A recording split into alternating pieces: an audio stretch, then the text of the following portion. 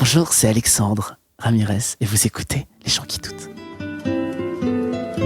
En fait, il y a eu vraiment ce tri-là, je sais pas si c'est le confinement, où vraiment on n'est plus là pour se faire chier. J'ai jamais été le cool kid et je le serai pas. Et parce que t'as plus besoin de ça pour être heureux, machin, t'y mets moins d'enjeux et du coup, il s'avère que ça arrive. Plus je suis chelou et freak et que je travaille dans mon coin, plus les gens disent putain, en fait, on voit qui il est, ça nous intéresse. Du coup, on a envie soit de lui parler, soit de l'inviter, soit de machin. Mais oui, une des personnes les plus drôles de tout mon Instagram, Alex Ramirez, est l'invité de ce nouveau podcast. Alex est humoriste, comédien, il a fait des chroniques notamment dans Quotidien et il a joué au moins 12 000 fois à Montreux. Il tourne là actuellement avec son spectacle Sensiblement Viril où il parle entre autres de son homosexualité et de tous les clichés associés à ça, du fait qu'il ne se retrouvait pas dans les stéréotypes habituels. Beaucoup l'ont découvert, et c'est mon cas d'ailleurs, avec ses vidéos low cost sur YouTube où en fait il parodie des dessins animés et des clips avec les moyens du bord, c'est-à-dire vraiment pas beaucoup. Et si vous allez fouiller un peu sur sa chaîne YouTube, il y aura plein d'autres capsules et courts-métrages super chouettes et rigolos. Sur son Instagram, c'est pareil, il fait des personnages qui me butent tellement ils sont réalistes. Par exemple, celui-ci. Bonjour à tous et bienvenue dans mon podcast Gol Rigolade, un podcast humoristique où je vais inviter des amis humoristes à parler d'humour, de la réalité de notre métier. Mais ce sera principalement une discussion à cœur ouvert, à bâton rompu, à brûle-pourpoint et de plein pied. Le premier épisode dure 54 heures. On va pas se mentir, ça m'a fait mal autant que ça m'a fait rire. Donc voilà, j'avais très envie de discuter un peu avec Alex, avec qui on s'était souvent vaguement croisés, mais on n'avait jamais pris le temps de discuter. Donc voilà qui est fait. Honnêtement, les 15 premières minutes, on dit que de la merde. On a causé du fait qu'il était surpris d'avoir été invité dans Les gens qui doutent. On a cité beaucoup de chansons de Taylor Swift. On a confondu Bryan Adams, Ryan Adams et Adam Lambert.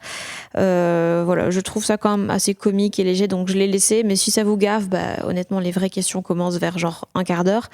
Et là, on a embrayé sur plein de sujets assez cool et fort intéressants. On a parlé de parentalité, du fait d'avoir un enfant alors qu'on n'a pas encore accompli ce qu'on voulait accomplir, de l'importance d'être soi-même sur scène et de s'assumer, de ce que ça lui a fait de ne pas jouer pendant plus de 6 mois et du sentiment de manque d'amour comme ça que ça a créé. On s'est posé la question, est-ce qu'un spectacle doit évoluer avec nous ou est-ce que c'est un instantané d'un moment précis ? On a parlé aussi d'écriture, du côté casse-gueule des chroniques en télé, du fait d'être parfois déconcentré dans sa création par des enjeux qui ne sont pas du tout artistiques, de la peur de l'engagement et de la fois où il a fait faire un gâteau pour les 6 mois d'une relation, ce qui était peut-être un peu too much. J'espère que l'épisode vous plaira.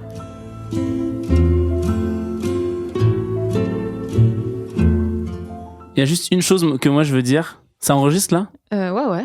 C'est bonjour, je m'appelle Fanny Ruet et vous écoutez Les gens qui doutent. Qu'est-ce qui s'est passé ? Il y avait un pince-nez à ce moment-là parce que c'est pas ta voix, Fanny. Hein. Mais si, c'est en fait c'est juste. Mais j'aime beaucoup ce truc de genre il y a un truc récurrent, il y a un truc tu plonges les gens dans une ambiance. Je confirme. Et j'aime bien ça. Maintenant, oui, en effet, ça fait trop genre j'ai des fêlures, nous allons en parler. Oui, mais en même temps, je suis quelqu'un de sombre. Je suis pas aussi dur dans le jugement. J'ai pas été dans le jugement, mais en fait, moi, j'adore les trucs qui diffèrent un peu et ça, j'avais trouvé. En plus, moi, je suis persuadé que je sais bien imiter, alors que pas du tout. Hein. Et je trouvais ça très mignon. Et très, mais ouais, j'ai entendu que t'imitais chez Sophie-Marie Larouille, Christophe Mahé, tout ça. Les belles années, hein. Le summum de ta carrière, un peu, j'ai l'impression. Ouais, j'ai fait qui j'ai fait, tu sais, les gens qui font. Qui j'ai fait, j'ai fait Eddie Mitchell, j'ai fait Piaf pendant quelques années. Piaf, j'ai fait Christophe Mahé, bien sûr. Ouais, Chris. Christou. Non, je sais imiter personne, hein, vraiment. Et du coup, t'as écouté mon podcast chez. Mais j'ai écouté tout ce qu'il y avait à écouter de toi, je pense. Waouh. Bon, ça va, t'as vu de faire. Bah oui, honnêtement, je pensais que t'étais beaucoup plus du genre à traîner dans tous les podcasts de tous les copains et tout. Et en fait, non. Et d'ailleurs, Alexandre, j'ai cru comprendre que tu avais un certain mépris pour les podcasts qui durent 54 heures. Ouais. En fait, non, j'ai pas un mépris. Non, oula. Le mec, il dit ouais après. Non. Non, en fait, j'ai pas un mépris. C'est qu'il y avait un truc qui me. Mais même toi, t'en parlais, t'en faisais des vannes. Moi, j'ai fait un mini-sketch qui se foutait de la gueule de ça. Comment expliquer ça sans. Il y avait un peu de jalousie, un peu de mauvaise foi, parce que pour le coup. Ça, c'est le principe d'une carrière dans l'artistique. Déjà, exactement. Ouais. Et la mauvaise foi, c'est un peu mon moteur d'humour aussi. C'est que. la première personne que je vais critiquer, c'est moi. Oh là là, il l'a dit. Il l'a dit. Ouais, mais c'est plus simple. Beaucoup plus simple. C'est beaucoup plus simple et c'est beaucoup plus. Voilà. Plus. Ouais, mais même si c'est la première personne que je vais critiquer, c'est moi, non. Enfin, si c'est ça peut être de la mauvaise foi par rapport à d'autres personnes. Mais en tout cas, si je les critique, c'est parce qu'il y a forcément un truc qui me touche. Donc, soit qui m'attire, soit qui me. Enfin, ça peut pas être juste, je les déteste, ces personnes sont nulles et c'est voilà. Et du coup, et cette histoire de podcast, c'est parce qu'il y a vraiment une recrudescence de podcasts d'humour où je sais pas comment se passe celui-ci. Mal. Où il y avait une espèce, mais alors peut-être que du coup je vais passer pour le relou, hein, mais une espèce de, tu sais, de radio libre où parce que on est humoriste et on a forcément des choses à dire, ouais. Et il suffit d'en mettre 2 dans une pièce et la magie prend. Or je suis là, donc ma démarche n'a aucun sens. Est-ce que tu penses que les humoristes sont les philosophes de notre époque? Laisse-moi 1 heure, j'en ferai une vidéo. Je dirais oui, mais avec beaucoup de recul. Non, en fait, c'est ça, c'est qu'il y avait un peu un côté de. Enfin, c'est pas que je fais toujours attention à être légitime ou pas. Après, voilà, les gens, s'ils ont pas envie d'écouter, ils écoutent pas. Où je me disais, quelle est la démarche artistique? Ça se trouve, il y en a pas. Quelle est la démarche artistique, Fanny? Mais en fait, ça, c'est un truc que je me suis beaucoup posé. Est-ce qu'il en faut dans tout? Est-ce qu'il faut... En fait, ça dépend quel est le but de quoi. Et autant avant, j'étais très dans ouais, il faut un message dans tout ce que je fais, machin. Maintenant, je suis en mode, c'est quoi? La vie, c'est dur. Des fois, je veux juste rigoler, ok? Et donc non, je pense que c'est juste une façon de se sentir en compagnie de 2 personnes dont on peut apprécier l'univers et d'avoir l'impression de faire partie de ce petit groupe social. Ouais, c'est ça. Il y a une notion de rencontre parce que finalement, là, on se rencontre un peu. On se connaît très peu, en fait. C'est vrai. Donc, Là, en fait, quand il est arrivé, il y avait une chanson d'Axel Bauer et on était tous na na na na na na et on se touchait la main comme dans Tarzan. Ouais. Et non, mais c'est vrai. Non, oui, mais c'est vrai qu'on s'est jamais vraiment beaucoup parlé. Donc c'est pour ça, il y avait un côté où je me suis dit, déjà, j'avais l'impression que je correspondais pas du tout au type de personne que tu pouvais inviter parce que j'avais l'impression. C'était mon plan D. Ouais, voilà, moi c'est dit. Parce qu'il y avait un côté où j'ai l'impression que ouais, c'était un peu je fais pas partie de la caste, on va dire, des stand-uppers, tu vois, qui vont te dire Louis C.K. Ouais, enfin, tu vois, je peux même pas te dire Dave Chappelle. Mais tu sais, moi cette tu vois, moi j'ai confondu David Lachapelle, le photographe, avec Dave Chappelle très longtemps, donc j'ai l'impression que j'espère que c'est vrai. Oui, c'est vrai. Oh, wow. Parce que ça, j'ai pas fait plus de recherches que ça, mais pas cette personne, mais Tu connais pas le photographe David Lachapelle? Non. C'est le réalisateur qui a fait un truc sur le Crump, tu sais, Rise. Un truc où c'est des danseurs afro-américains. C'est genre des céréales, tu vois. Et bah, avant des céréales, ouais, c'est un truc où il vibre très très vite. Et en fait, il a fait aussi des photos hyper pop, hyper colorées de grandes figures de la pop, que ce soit Pamela Anderson ou Pamela Anderson. Ouais, Notamment, qui est très distinguée. Je pense qu'il faut le dire. Et voilà. Et du coup, et après Dave Chappelle, j'ai dit, mais parce que c'était pas du tout mon, tu vois. J'aurais pu juste taper sur internet Dave Chappelle. Ouais, quoi. ouais. Ce que j'ai fait depuis. Autant j'aime bien regarder du stand-up et j'aime vraiment bien la théorie aussi. Autant quand tous les gens ils sont là genre ouais, Mitch Hedberg, Dave Chappelle, Bill Burr, je suis comme waouh, je les confonds mais tous. Ouais. Et les quelques spectacles que j'ai regardés, je trouve ça vraiment, ça a mal vieilli. Ah ouais, en plus. Et je pense à un moment il faut passer à autre chose quoi. Bonjour, pause. Ici la Fanny qui fait le montage. Évidemment, en réécoutant ça, j'ai envie de me foutre des claques et je me dis mais pourquoi je dis des trucs aussi nuls? Non, le point c'est juste de dire que c'est pas le genre de choses que moi j'aime. L'humour qui se faisait il y a 40-50 ans parce que c'est juste plus des choses assez actuelles et vu que j'ai très peu de capacité d'empathie, de projection et tout ça, j'ai du mal à y trouver quelque chose qui me plaît. Maintenant, évidemment, que des gens comme Dave Chappelle, regardez ce qu'ils font, c'est incroyable, c'est brillant, c'est puissant, donc voilà. Le point c'était juste de souligner que je disais surtout que j'avais pas de culture et pas que c'était pas bon. Voilà, je préfère dire parce que j'entends déjà vos tweets arriver. Je pense que le stand-up d'avant, faut plus le regarder. Tu sais, il ferme tout. Je pense que j'ai réinventé l'humour. Je pense que tout ce qui est avant 2020, on faut oublier, je pense. En toute honnêteté. Non, mais non, tu confirmes. Faut tout oublier, tout ce qui est artistique et tout. Et en même temps, il y a des fois où tu te rends compte que tout est problématique maintenant. Ouais. Avec le regard de maintenant, donc tu dis, vu comme ça avance les mentalités, si ça se trouve, on va découvrir des trucs en faisant, waouh, ça date de quoi? 2007, mais c'est horrible. Ouais, mais quand tu vois des séries comme The Office et tout, que j'adule, mais tu mets ça aujourd'hui, oh putain, mais ça fait pas une saison quoi. Ah ouais? Mais c'est raciste tout le temps. J'ai pas vu The Office. C'est homophobe, c'est machin. Et c'est ça qui est hilarant, c'est que Les personnages se rendent pas compte. Oui, mais du coup, c'est des personnes. Enfin, tu vois, il y a un côté où le fameux procès d'intention, les persos peuvent être cons ou racistes. Oui, mais ou... c'est ça. Et ils sont tellement racistes qu'ils peuvent pas l'être dans la vraie vie. Enfin, Oui, tu vois, oui, ça va tellement il y a loin. une notion. Ouais, mais en tout cas, le ressort humoristique, il est quand même sur. Ah, mais par rapport à ça, je suis partagé parce que si la personne finalement c'est lui le con, on voit que c'est lui le con et il est raciste, tu vois. Ouais. Du coup, est-ce que ce message de racisme est pas du coup Ah, mais je sais, mais c'est ça qui est très annulé, compliqué du quand coup, tu vois. genre là je dis que ça passe dans le cadre The Office. Ouais. Tu me mets la même situation avec quelqu'un que j'aime pas, pour qui j'ai pas d'affect, Ouais. je vais dire mais cette personne est je cherche une insulte qui n'insulte une personne. amphore. Une ordure. Ah ouais, tu vas. C'est Ouais, dur. moi Hein. j'ai C'est peur dur, de toi rien, tu vois. Ok, waouh. Ok, ça va être dur d'enchaîner après ça, mais. Non mais oui, c'est ça. Et puis en plus, tu sais pas si la personne finalement elle a un petit peu dépensé. Elle dit, je vais mettre ça dans le personnage, comme ça je pourrais dire ce que je veux. Ah, c'est ça, faut tout décortiquer quoi. Bah oui et non, parce qu'à un moment, je pense que si tu commences à faire ça, tu n'apprécies plus rien d'artistique. Ouais, voilà, oui. Donc je pense que l'art est mort. Vive l'art. Vive l'art. Allez, drop the mic. Bon, merci Alexandre. Merci. Waouh, c'était intense. Non, on n'a pas fait de blague encore. Oui, d'ailleurs, j'ai écouté deux épisodes que tu avais fait. Ouais. Et c'était plutôt. Bonjour, oui, bien sûr, allez-y. Quelqu'un qui C'est les nous toilettes imite, qui je veux font. faire pipi, mais qui veut pas nous le dire à voix haute, il fait. J'ai trop envie de pipicast faire bah, je sais pas, mais en tout cas, on va lancer le concept. Hein. Que des gens qui font pipi et tu dois deviner qui c'est. Ah, mais moi je trouve ça compliqué parce que c'est après quel repas, après une bouteille d'eau, après tu vois, il y a Non, un le côté... pipi du matin. Ah. Pipi du matin, ok, donc tu peux aussi deviner à l'odeur Ouais, c'est ça. de... Ouais. Waouh, j'avais pas prévu d'aller là-dessus, mais... On disait... C'est terrible, on pourrait au moins s'écouter l'un l'autre. Hein. C'est Non, terrible. mais Et non, là, les gens mais qui ça- écoutent le podcast font mais vous parlez de ça il y a 5 minutes. Ouais. Moi, je Mais sais quand c'est je fais ça, à bouffer le principe que j'ai... des humoristes, c'est que genre ils sont juste là pour se magnifier l'un l'autre mutuellement, mais en vrai ils s'écoutent pas. Ils sont juste là pour parler d'eux, tu vois. Ça, c'est totalement vrai. C'est... Pour moi. Bah, en vrai, c'est très souvent le cas et il y a vraiment plein de conversations où c'est ça que je suis pas trop dans les clics humoristes, plein de Français qui font du stand-up et qui traînent que entre eux parce que Ça existe encore, ça, d'ailleurs?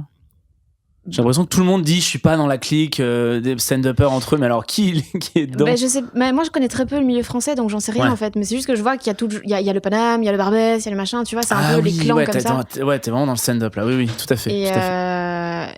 et j'ai l'impression que j'ai plus aucun souvenir de ce que je disais. Que tu fais pas partie de cette caste là, mais du coup que les humoristes parlent de Oui, mais voilà. oui, ils s'écoutent très peu parler, Ah bah, j'ai l'impression. ok. Il faut Et- qu'on fasse un effort alors. En effet, nous devons faire un effort. Je pense qu'il faut y remédier tout de suite. Et je me suis rendu compte d'un truc, c'est que j'adorais parler et que à un moment je me suis dit mais en fait dans une conversation il y avait vraiment une amie à moi qui est dans le mal par rapport à une relation et j'avais la réponse, donc il fallait que j'avais envie de lui donner en tout cas un point de vue et je me suis dit mais en fait je suis plus intéressé à dire le truc et je sais même pas si elle va l'intégrer ou elle va l'écouter et comme je m'en suis rendu compte de ça, j'ai fait gaffe, mais je me disais j'aime vraiment bien parler, ça me plaît vraiment. J'en ai ressorti ça comme pensée et je me dis bah c'est cool, j'ai choisi quand même le bon métier. Mais ça te fait quoi de savoir que t'aimes bien parler? Est-ce que des fois t'as tendance à te prendre trop de place? Non, ça va, je fais attention, j'essaye de faire gaffe. Mais sinon, je fais gaffe avec des gens que je connais moins parce que je trouve ça terrible et en même temps, je trouve que parler beaucoup quand tu connais pas trop la personne, il y a de la séduction, il y a de l'insécurité, il y a plein de choses qui relèvent même pas de l'échange. Ouais, bah il y a le fait peut-être d'être angoissé, de vouloir absolument combler les blancs. Ouais, et ça, du coup, comme je suis moins angoissé, je fais plus ça. Ok. Je fais ça quand j'avais pas de spectacle, par exemple, tu vois. J'aimais beaucoup qu'on me dise putain, le gars est tellement drôle, il pourrait monter sur scène. Et j'étais genre ouais, bah c'est mon projet, tu vois. Le Ah côté, ouais genre dans une soirée, j'avais envie bah justement d'être l'humoriste dans la soirée, tu vois. Alors que maintenant, c'est genre bah j'ai mon spectacle, j'ai des trucs pour le faire, je suis rémunéré. Vous m'entendrez plus sans payer. Ouais. non, surtout j'ai au moins de choses à prouver personnellement et ça Mhm. fait vraiment plaisir. Avant c'était, je faisais des scènes ouvertes constantes dans des soirées, enfin je faisais des scènes Ah ouvertes ouais. inconscientes, tu vois. Donc ça c'est réglé. Et sinon non, avec mes amis je parle beaucoup. Après ils parlent aussi beaucoup, donc je pense qu'on parle tous beaucoup et puis c'est un joyeux bordel quoi. Mais le but c'est de, comment dire, faut affronter le blanc, où faut savoir pourquoi tu parles pas Et savoir pourquoi. Oh putain, j'ai l'impression de donner des vérités de merde. Non, j'ai l'impression que... C'est le second titre du podcast. Des vérités de merde. Des vérités de merde. Non, j'ai l'impression que affronter le blanc, c'est quelque chose de vrai, de vraiment... et je parle pas d'une personne caucasienne, hein. C'est le... Mais j'étais en train de me dire, c'est tellement le nom d'un programme. Affronter le blanc. Ouais. Faudra aussi, on y pensera aussi. Affronter le mâle blanc hétéro, on y parlera.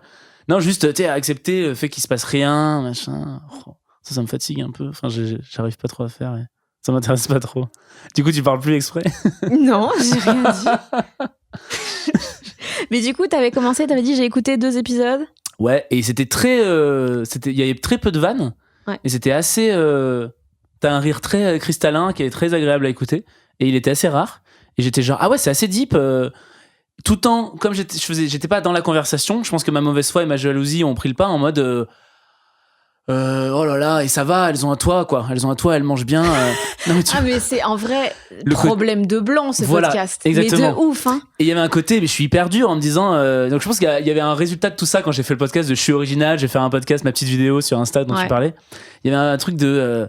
vraiment, oui, la mort, ok, oui, on se pose des questions, tout en sachant qu'on vit de notre passion et que machin. Sachant que ça se trouve... il n'y a pas d'échelle dans la douleur et que ça veut rien dire. Mais en tout cas, j'étais un peu... du coup, en fait, je pense que je voulais... tu vois, je suis allé dans l'extrême inverse. C'est ça que je t'ai écrit, moi, je doute très peu. Ce qui est faux. Mais un peu de... Mais moi, ça va, je suis heureux de manière générale. Et je me sentais même un peu nul de pas être mal ou de me dire... Non, du coup, je me sentais pas nul parce que je me sens très peu... Très peu nul. Non. Je suis super. Je suis assez exceptionnel. Oh putain, connard.com. Non, justement, comme je me sens rarement mal, j'allais pas me sentir mal dans cette situation, mais il y avait un peu un côté où je me posais des questions, en tout cas, en me disant, ah putain, je suis peut-être très dans la superficialité, tu vois. Ben toi, tu crées pas dans la douleur, t'es pas artiste. Merde. C'est ça, putain. Ouais, mais d'un côté, il y a des épisodes qui sont quand même très joyeux. Mais c'est pour ça. Genre avec Morgane et J'en tout, ai écouté. on rigole énormément et... Et bah Morgane, je l'ai trouvé hyper... Morgane Cadignan. Mais Morgane est hyper deep. Je l'ai trouvé hyper deep et... mais aussi et très pareil. drôle. Mais c'était... Ouais, tout à fait. Non, mais c'est pour ça. Et puis en plus, je suis pas là pour débriefer, mais je te disais les impressions que j'avais eues, quoi. Mais c'est pour ça. Assez parlé du podcast, parlons de moi. Oui, mais c'est ça. Non, en vrai... T'as prévu des trucs, en fait. Mais évidemment, ça se prépare un peu cette affaire, tu crois quoi? Ah, c'est génial. Et j'ai vu que tu faisais aussi des montages un peu n'importe comment. Oui, ça j'aime bien quand on a dit beaucoup de conneries, mettre tout dans le désordre. Ah mais j'adore, mais du coup faut qu'on dise plein de conneries. Bah écoute, ça a bien démarré. Un crayon. Écoute, oui. Oui. Je participe à ça. Je crois que je vais écouter que l'épisode où il y aura que des conneries. En même temps je suis là donc ça marche pas. Ouais, tu seras spoilé. Ah ouais, je serais spoilé. Ouais, je suis désolée. À la fin, il meurt. Non. T'es né en 89, comme Taylor Swift. Oui. Mais tu es Cancer, comme moi. Ça te fait quoi d'être le meilleur de tous les mondes? Waouh, ça c'est hyper. Bah en fait, j'ai l'impression d'avoir cette âme du coup de petite fille qui joue dans les bois, quoi. Parce que c'est toi, Fanny Rué, et c'est aussi Taylor Swift. Donc il y a toujours ce côté de tu sais, cette espèce d'enfant dans les films, je sais pas, où tu dis tu crois aux fées? Et là il va répondre ouais, elles apparaissent à nos yeux. Je sais pas où je vais, hein. Seulement si on y croit. Et bah tu vois, je crois qu'on est un peu là-dedans. Mais t'es la fée ou l'enfant? Je suis l'enfant qui croit aux fées. Et moi je suis la fée? Bah évidemment. Ah putain, ok, d'accord. Taylor Swift, on est d'accord le virage putain, boisé. Je te permets pas là. Qu'est-ce que tu t'apprêtes à dire? On est d'accord sur le virage cardigan, boisé, tout en bois. Alors déjà, je préfère dire que c'est Cadignan. Et puis... C'est Cadignan, c'est Morgane Cardigan. Moi j'adore. En même temps, quand à partir du moment où elle bosse avec le Aaron Dessner de The National et Justin Vernon de Bon Hiver, je dis oui. Bon Hiver, oui. Je dis oui. Maintenant, j'adore aussi les trucs bien pop. Genre là, je réécoute un peu Lover de Men, incroyable. À chaque fois que je l'écoute, je suis comme oh putain, c'est moi l'homme de la situation. Je me sens jamais aussi masculine que quand j'écoute Taylor Swift en vrai. Ce qui est très bizarre. Mais oui, mais en même temps, je pense qu'elle est sur une. Oui, elle offre des chansons qui sont dysphoriques de genre, ça fait plaisir, quoi. Parce que j'allais dire, moi, je me sens très féminin sur certaines de ses chansons, quoi, tu vois. Blank Space. Oh putain, incroyable. Alors qu'en plus, c'est marrant parce que c'est très... ça peut être un peu... Enfin, non, tu sais, ça peut être un peu... Enfin, il n'y a pas vraiment d'envolée ou je sais pas quoi, alors que si, on a des envolées. Moi, je suis très l'album 1989. Hein, Ouais, il est très. Et je trouve très bien. Et il y a Ouais. plein de chansons. Est-ce que t'avais écouté la version de Ryan Adams? Et je sais qu'on est censé le détester parce que il Ouais. a fait des trucs pas cool. Néanmoins, cet album, Ouais. il a repris tout l'album 1989, mais genre folk rock. Trop Ryan bien. Adams, c'est celui qui a du call très sombre. Alors, il y a Ryan et Brian. Ah voilà, c'est ça. Euh, Ryan Adams, c'est ah oui, Ryan Adams, c'est le Robin des Bois.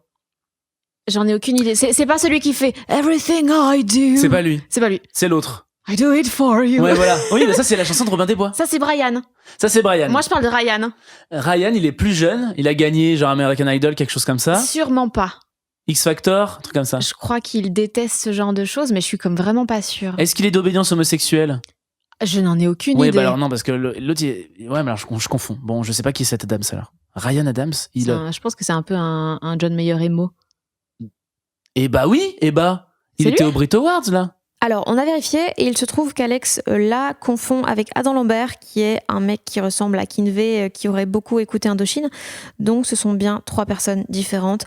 Du coup, passons à autre chose. T'as fait quoi pendant le confinement?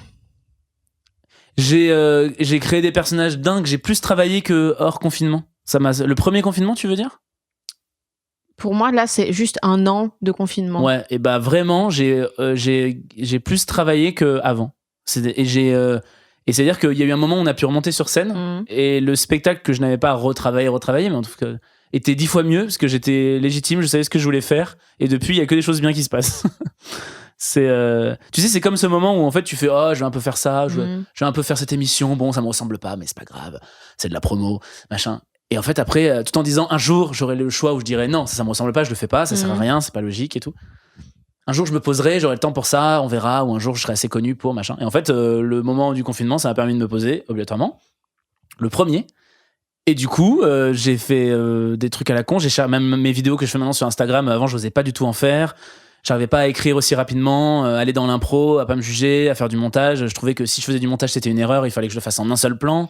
Est-ce que c'est parce qu'il y avait un côté, si je montre que c'est fort travaillé, ça a intérêt à être mieux? Ouais.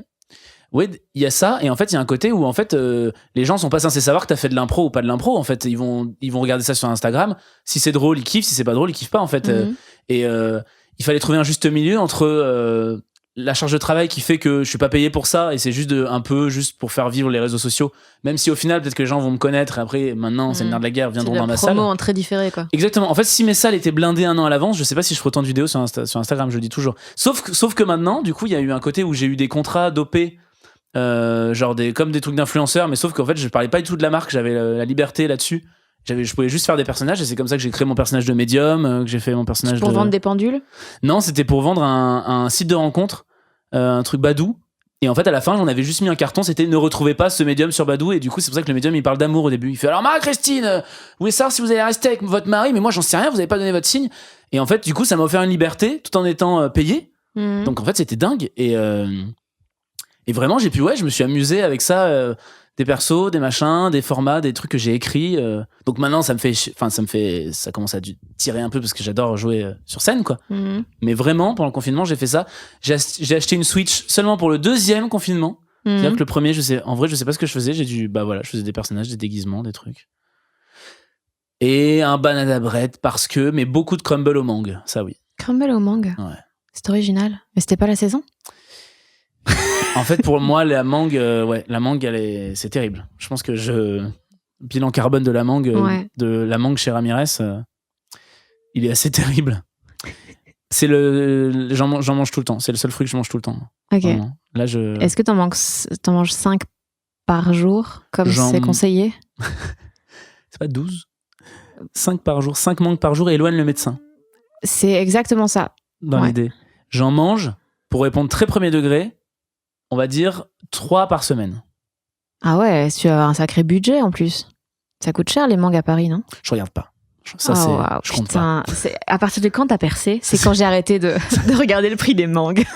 Ça, c'est mon luxe. Je te cache pas que ça et les Touranes. Je sais même pas ce que c'est les Touranes. C'est des voitures, non? Mais c'est la seule marque que je connais. Okay. Ah non, les Touronnes, je voulais dire. Pardon, c'était l'espèce de nougat espagnol.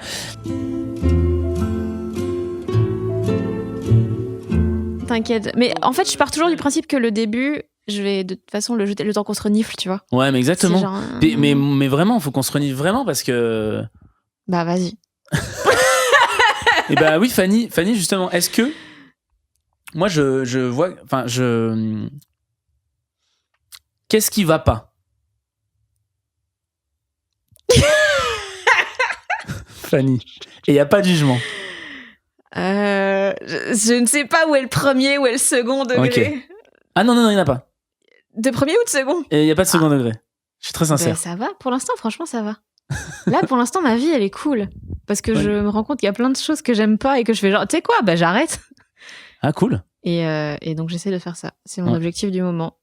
Virer l'essentiel et passer plus de temps au lit. Ce qui est peut-être aussi syndrome d'une dépression. Je ne sais pas. Mais on verra ça plus tard. C'est Oui. pas... Donc, c'est cool. C'est instable, mais ça va bien. Ouais. C'est instable à quel niveau? Dans ton travail, tu veux dire? C'est-à-dire, il y a des jours où je peux me dire, mais oh, j'avais pas réalisé, mais tout est vain. Ouais, ok. Et puis pendant 3 jours, je vais être en bas et me dire, mais je n'ai pas la force de tout. Ouais, tout. ouais. Et rester au lit et envoyer chier tout le monde, ne plus répondre au téléphone. Ouais, Et puis le lendemain, je suis comme, hey, j'adore ma vie. Bye. ouais, je comprends. Donc voilà. Et ça te fatigue cette instabilité ou ça va? Arrête de prendre mon podcast. Non, c'est chiant parce que c'est compliqué de prévoir à l'avance du coup. C'est chaud de dire ouais là t'inquiète, on peut aller jouer dans le fin fond de la France pendant 1 semaine, pas de souci. Ou mais peut-être j'aurais envie de crever en fait le 2e jour. Oui, tout à fait. Ok. Donc Tout à fait. c'est compliqué. Je pense qu'il y a qu'en faisant ou ouais. Ouais, il y a que sur le moment que tu vas le savoir, donc t'as pas d'autre choix que C'est de. Ouais, t'es en mode où il y a des choses. Oui, c'est vrai que c'est un peu la chance de notre métier, c'est que on sait, je vais pas dire on sait jamais de quoi demain sera fait. C'est surtout que chaque expérience, en fait, sur le papier, elle peut être complètement pourrie et tu vas kiffer. Ou l'inverse, où tu attends, tout est fait pour hôtel de dingue, nanana, et tu dis, mais j'ai vraiment perdu mon Mais temps. quelle solitude. Quelle solitude, exactement. En fait, la vie est un film de Quentin Dupieux. Sur papier, ça dit vraiment pas ce que ça va être. Ah, c'est beau ce que tu dis. Mais alors, dans quel sens? Ça veut dire que, oui, film de Quentin Dupieux, un bon film de Quentin Dupieux, donc à la fin, tu dis, ok, en fait, j'ai passé un bon moment. Mais en fait, quand tu regardes, là, j'ai vu hier Mandibule, Ouais. ça aurait pu être. Enfin, moi, je trouve ça assez marrant, Ouais. mais ça aurait pu être à chier. D'accord. Tu ne sais pas. Sur papier, c'est une idée, mais ça Ok. peut vraiment aller des 2 côtés de la frontière, quoi. Alors, est-ce que la vie, c'est pas ce qu'on en fait? Alex Ramirez. Je laisse là-dessus. Nous, on disait, quand on était j'étais animateur en colo, et c'est la phrase que j'avais appris moi-même d'un animateur quand j'étais colon, donc pas parce que je colonisais l'Algérie, le mais plutôt retour parce du blanc. que j'étais juste un enfant dans une colonie. C'était le pitch de début de semaine, c'était le séjour, il aura la couleur que vous voulez lui donner. Et t'étais genre, rien. En gros, si vous voulez que ce soit cool, et bah soyez cool. Si vous voulez que ce soit terrible, nul, bah ne faites rien, ne soyez pas motivé, tout ça. Et donc j'étais un peu, c'est peut-être un truc un peu mantra de merde, mais j'étais un peu, ah ouais, c'est cool. Et je disais ça souvent aux jeunes, sauf que moi je le remasterisais. Je disais, si vous voulez nous faire chier, mais on va vous faire chier. Je vous rendez pas compte. Là, vous pouvez pas rentrer le soir dans vos familles, hein. Mais si vous voulez être cool, on va être tellement cool. Si vous voulez être agréable avec nous, on sera hyper agréable. Et du coup, Un peu passif-agressif. ouais, exactement. Ouais. C'était de la menace pure. C'était des préados. Je faisais pas ça les préados, faut leur faire peur. Alors, Jordan, c'est pas parce que t'as 6 ans que je vais pas te mettre une misère, hein. Et en Allez, fait, tiens, comme balayette. ils comprenaient qu'ils avaient affaire à une personne un peu folle en face, enfin vraiment un côté. Par contre, j'étais pas du tout cyclotimique ou lunatique. C'est-à-dire que je me tenais à. Mais ils se disaient bon, je peux vraiment pas, j'ai aucun repère, autant que je sois cool avec cette personne. Je sais pas marchait. de quoi il est capable. Voilà, ça marche. Ouais, c'est ça. T'aimes bien les enfants? Ouais, j'adore. J'adore les enfants. J'adore les enfants un peu. Alors, ça va être un peu dur de dire ça, mais un peu en groupe, un peu en meute. Comme quand j'étais animateur. J'adore les troupeaux d'enfants. J'adore les troupeaux d'enfants. Les regarder courir dans mon pré. Et ben c'est quand j'étais animateur en centre aéré, tu vois, les 3-6 ans, ils adorent courir et vraiment on partait sur le terrain et je me mettais à courir et ils couraient, t'as l'adrénaline qui monte et du coup ils sont morts de rire, ils savent pas pourquoi ils courent et ça peut durer 1 heure. Non, après parce qu'ils s'ennuient au bout d'un quart d'heure, mais et j'aimais bien. Après, je pense que c'est pas pareil être animateur et tu vois les enfants des autres, les enfants de tes amis, les enfants, tes propres enfants. Et là, je découvre plein de trucs j'ai plus l'âge quoi. J'ai plus l'âge d'aimer les enfants là, c'est terminé. Ah ouais? Enfin, oui. À côté, faut être en forme quoi. Faut être en forme, faut pas être trop égoïste. Et je pense que là, on fait un métier où c'est quand même très tourné sur nous. Et je t'inclus, t'as déjà pour être un peu moins égoïste, mais en vrai, voilà. C'est un métier qui est avant tout basé sur Alex Ramirez. On fait un métier qui est très centré sur moi. Je pense. Et ça, même les clics Moi, du j'ai Paname 1 heure pour sur te toi dire. dans mon spectacle. Ouais. Putain, mais merde. Je fais genre au début de mon spectacle, je fais ton coming out. Et ben vous savez, Ramirez, il est pédé.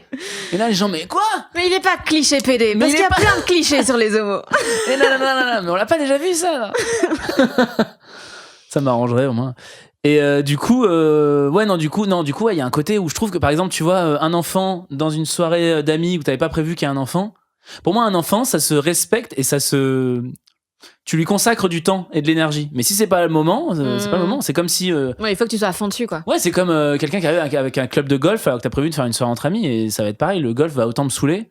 S'il dit bah allez, on essaye, bah va autant me saouler que je suis venu avec mon enfant et c'était pas prévu et le voilà. Et un enfant, tu t'en occupes, tu portes de l'attention. Enfin, c'est la base quoi.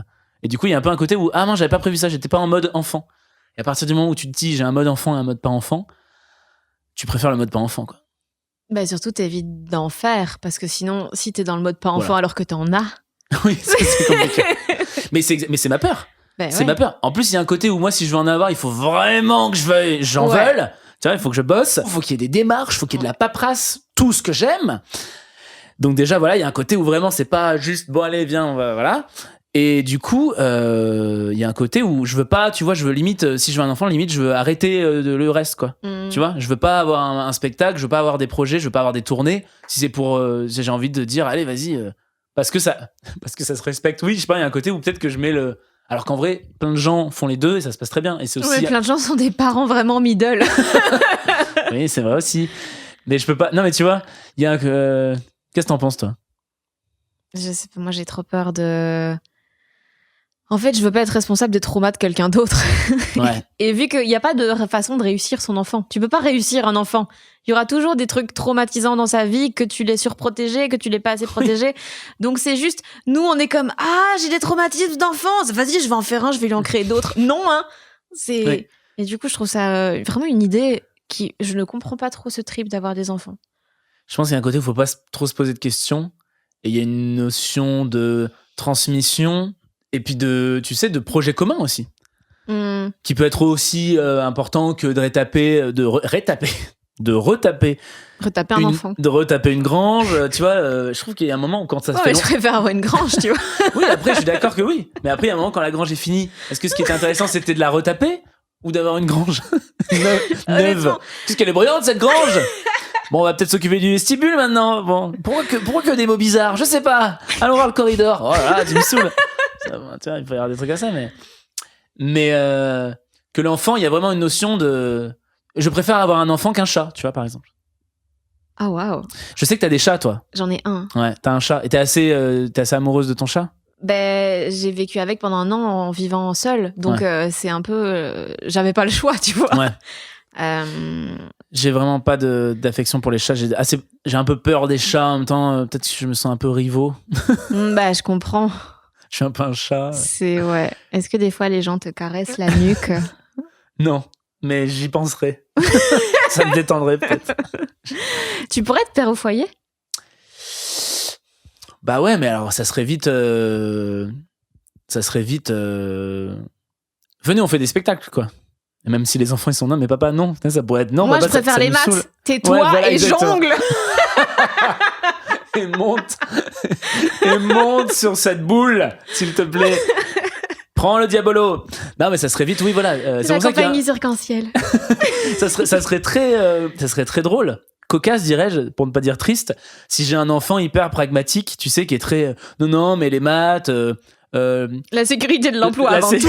la sécurité de l'emploi, le sport, un côté très performance, machin, et qui a pas du tout une fibre artistique, ça serait très drôle parce que je serais en mode mais tu vois. L'important, ce n'est pas la grange. Ouais, c'est de retaper la grange. Et aussi parce que du coup, si t'aimes ton enfant, tu fais un peu des sacrifices, d'aller à l'entraînement de foot le dimanche matin sous la pluie à 8h. Ah ouais, t'aimes pas le foot, toi? Non, j'aime pas le foot, mais le sport, tu vois, j'ai rien contre le foot, mais le sport de manière générale est vraiment d'y aller et d'attendre parce que pour le coup, pareil, c'est aussi une marque d'amour, tu vois, tu fais pas, bon, bah je te pose, ou après tu t'arranges peut-être avec un autre pote et tout. Mais t'y vas aussi si c'est un match, c'est important et tout, mais d'être là vraiment, je dirais, qu'est-ce que je fais là? Ah ouais, et je pense que c'est pour des moments comme ça que je mesure le fait de est-ce que je veux vraiment un enfant? Ouais.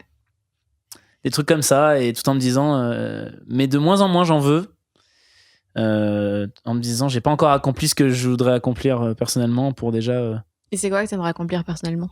Des trucs professionnels et artistiques un peu plus importants, tu vois, que ce soit long métrage, cinéma, juste être dans un tournage à l'étranger, je sais pas, juste de me dire ça. Ouais, des petits trucs comme ça, c'est des petites étapes.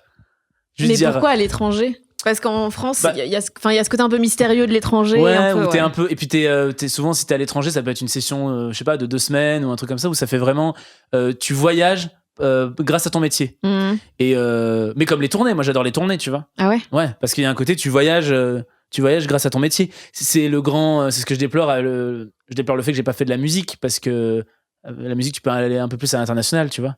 Tu vois Yel, par exemple, qui chante en français mais qui joue dans le monde entier, je trouve ça dingue, je trouve ça trop bien. Et en plus, les gens sont debout et kiffent, quoi. Mais je chante comme une merde, donc. Tu fais un peu de musique ou pas? Du tout. Ah, putain. Si, j'ai fait du violoncelle pendant 8 ans. Ah ouais? Ouais. T'aimes? Encore? Ouais, j'adore, mais j'en ai fait, j'étais jeune, quoi. Ok. Et pourquoi t'as arrêté? J'ai arrêté parce que j'étais la prof dont j'étais amoureux, qui avait le nom de ma mère, cherchez l'erreur. Oh waouh! On y revient. Ouais, mais j'ai fait ça du CP au CM2, tu vois. Et parti, et j'ai eu une nouvelle prof qui s'appelait Stéphanie et qui était très méchante. Oh merde. Elle était pas méchante, mais elle faisait, tu sais, un peu à la Whiplash. Je sais que c'est un mot que j'ai déjà vu écrit, mais je sais pas ce que c'est. Whiplash, c'est un film avec un type qui joue de la batterie, et t'as son prof qui est assez dur. Ouais. Et tu vois, il joue de la batterie au point qu'il saigne des mains et tout. C'est un film du gars qui a fait La La Land. Ah, Damien Chazelle. Damien Chazelle. Il a fait Whiplash. Non, tu vois pas du tout? Pas du tout. Donc c'est très intense, c'est sur le fait, tu veux réussir, machin, avec des super acteurs. Et elle était pas comme ça, mais elle était un peu, tu sais, elle faisait le rythme. Et moi, il faut que j'ai la 4e position, et puis elle faisait perdu, recommence. Tu vois. Et ça, quand t'as 10 ans, t'as envie de mourir, quoi. Ouais. T'as envie de pleurer sur ton violoncelle. Donc j'ai arrêté. Ok. Et toi, t'en as fait? Tu fais de la musique? J'ai fait un peu de guitare et de basse. Mais j'ai arrêté parce que ça m'intéressait plus assez et que... Il faut de la rigueur, quoi. Ouais, il faut de la rigueur. Et puis, j'avais pas envie... ce que j'allais en recevoir comme émotion ne valait pas le temps que j'allais y investir pour progresser. Ouais. Donc, je me suis dit, c'est quoi, non. Tu préfères la musique ou le ciné? Ah, le cinéma. Mais en même temps, non, ce que j'aime, c'est le clip. Voilà, c'est les deux. Moi, je voulais réaliser des clips et j'en réaliserai sûrement. Ça aussi, tu vas en parler d'étapes et tout, c'est des trucs que j'ai envie de faire, quoi.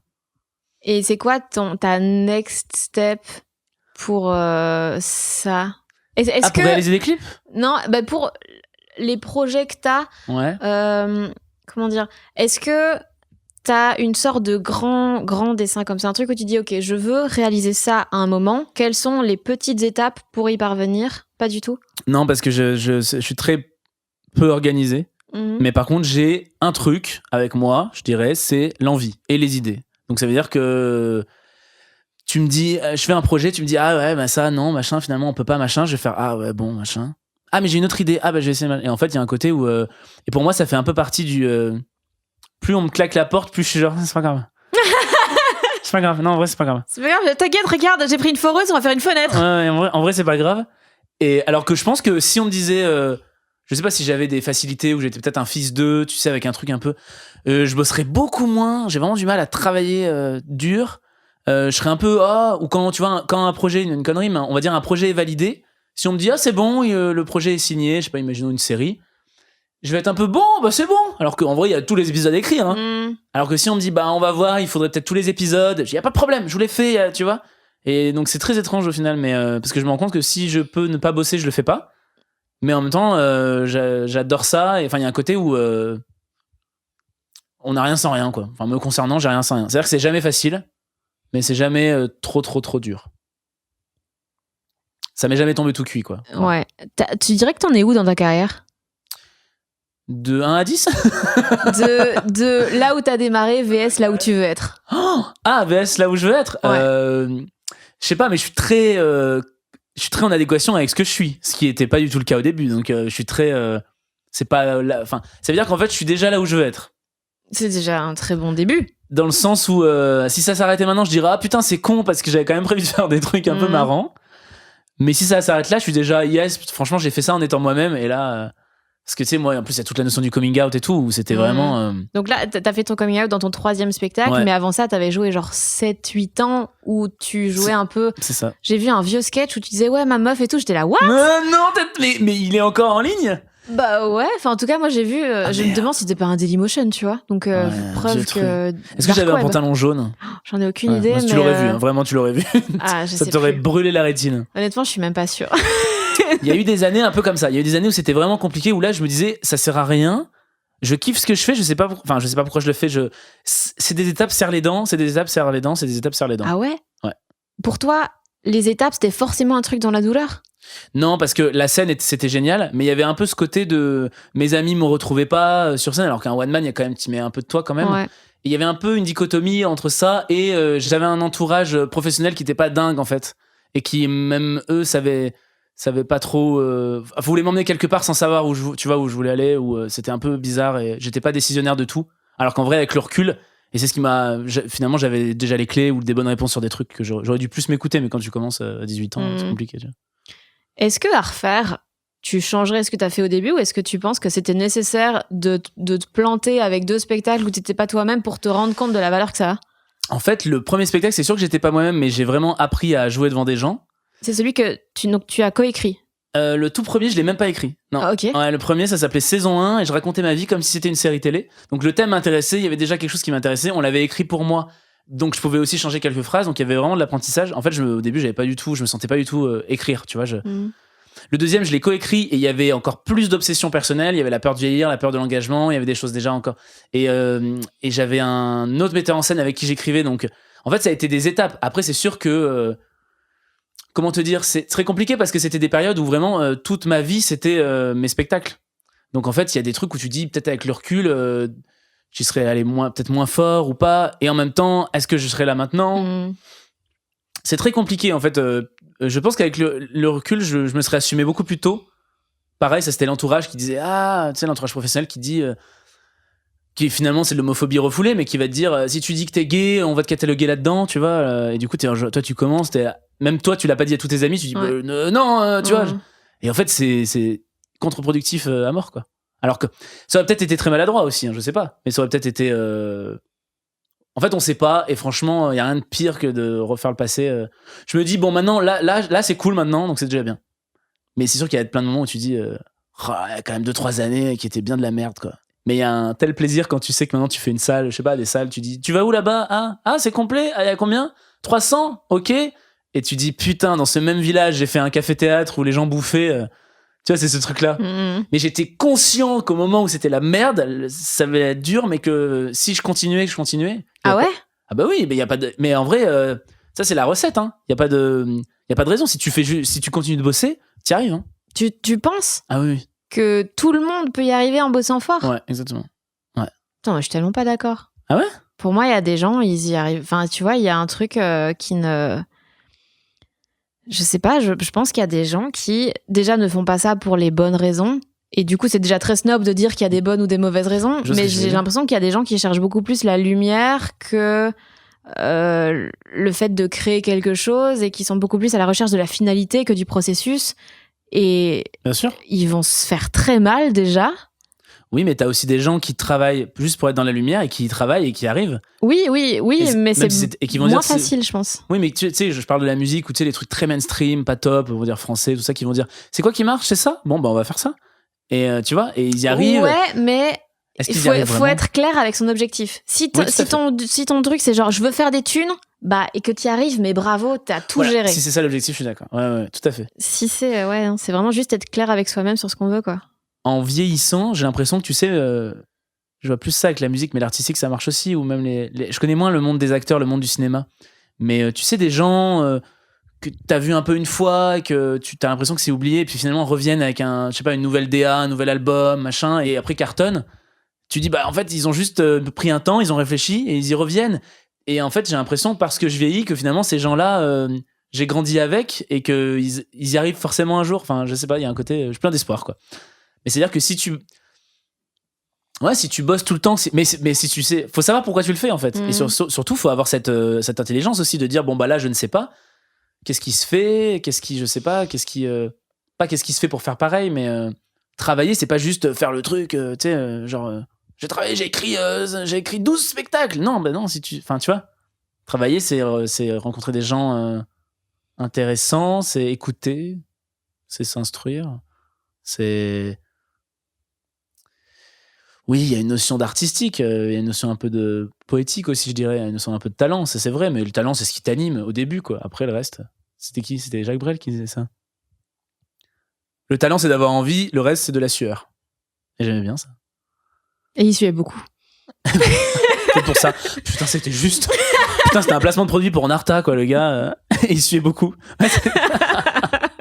C'est juste un moyen de nous vendre le fait qu'il suait comme un porc. Du coup, pour toi, la scène, c'est vraiment une fin en soi ou c'est un moyen ? Je dirais que c'est une thérapie avant tout. La scène, c'est une fin en soi. Ah oui. Là, c'est vraiment le kiff ultime. Le kiff ultime, la scène. Oh là là. Des grandes salles avec du monde ou des plus petites salles avec du monde aussi. Tant qu'il y a du monde et des gens et tant que je fais ce que j'aime et tout. Mais avec ce dernier... En fait, c'est juste t'aimes les foules. Pourquoi tu vas pas à des brocantes ? Mais non, parce que brocante, je suis pas au-dessus de la foule. Je suis avec le peuple. Non, mais c'est pas ça. Non, c'est que il y a un côté où...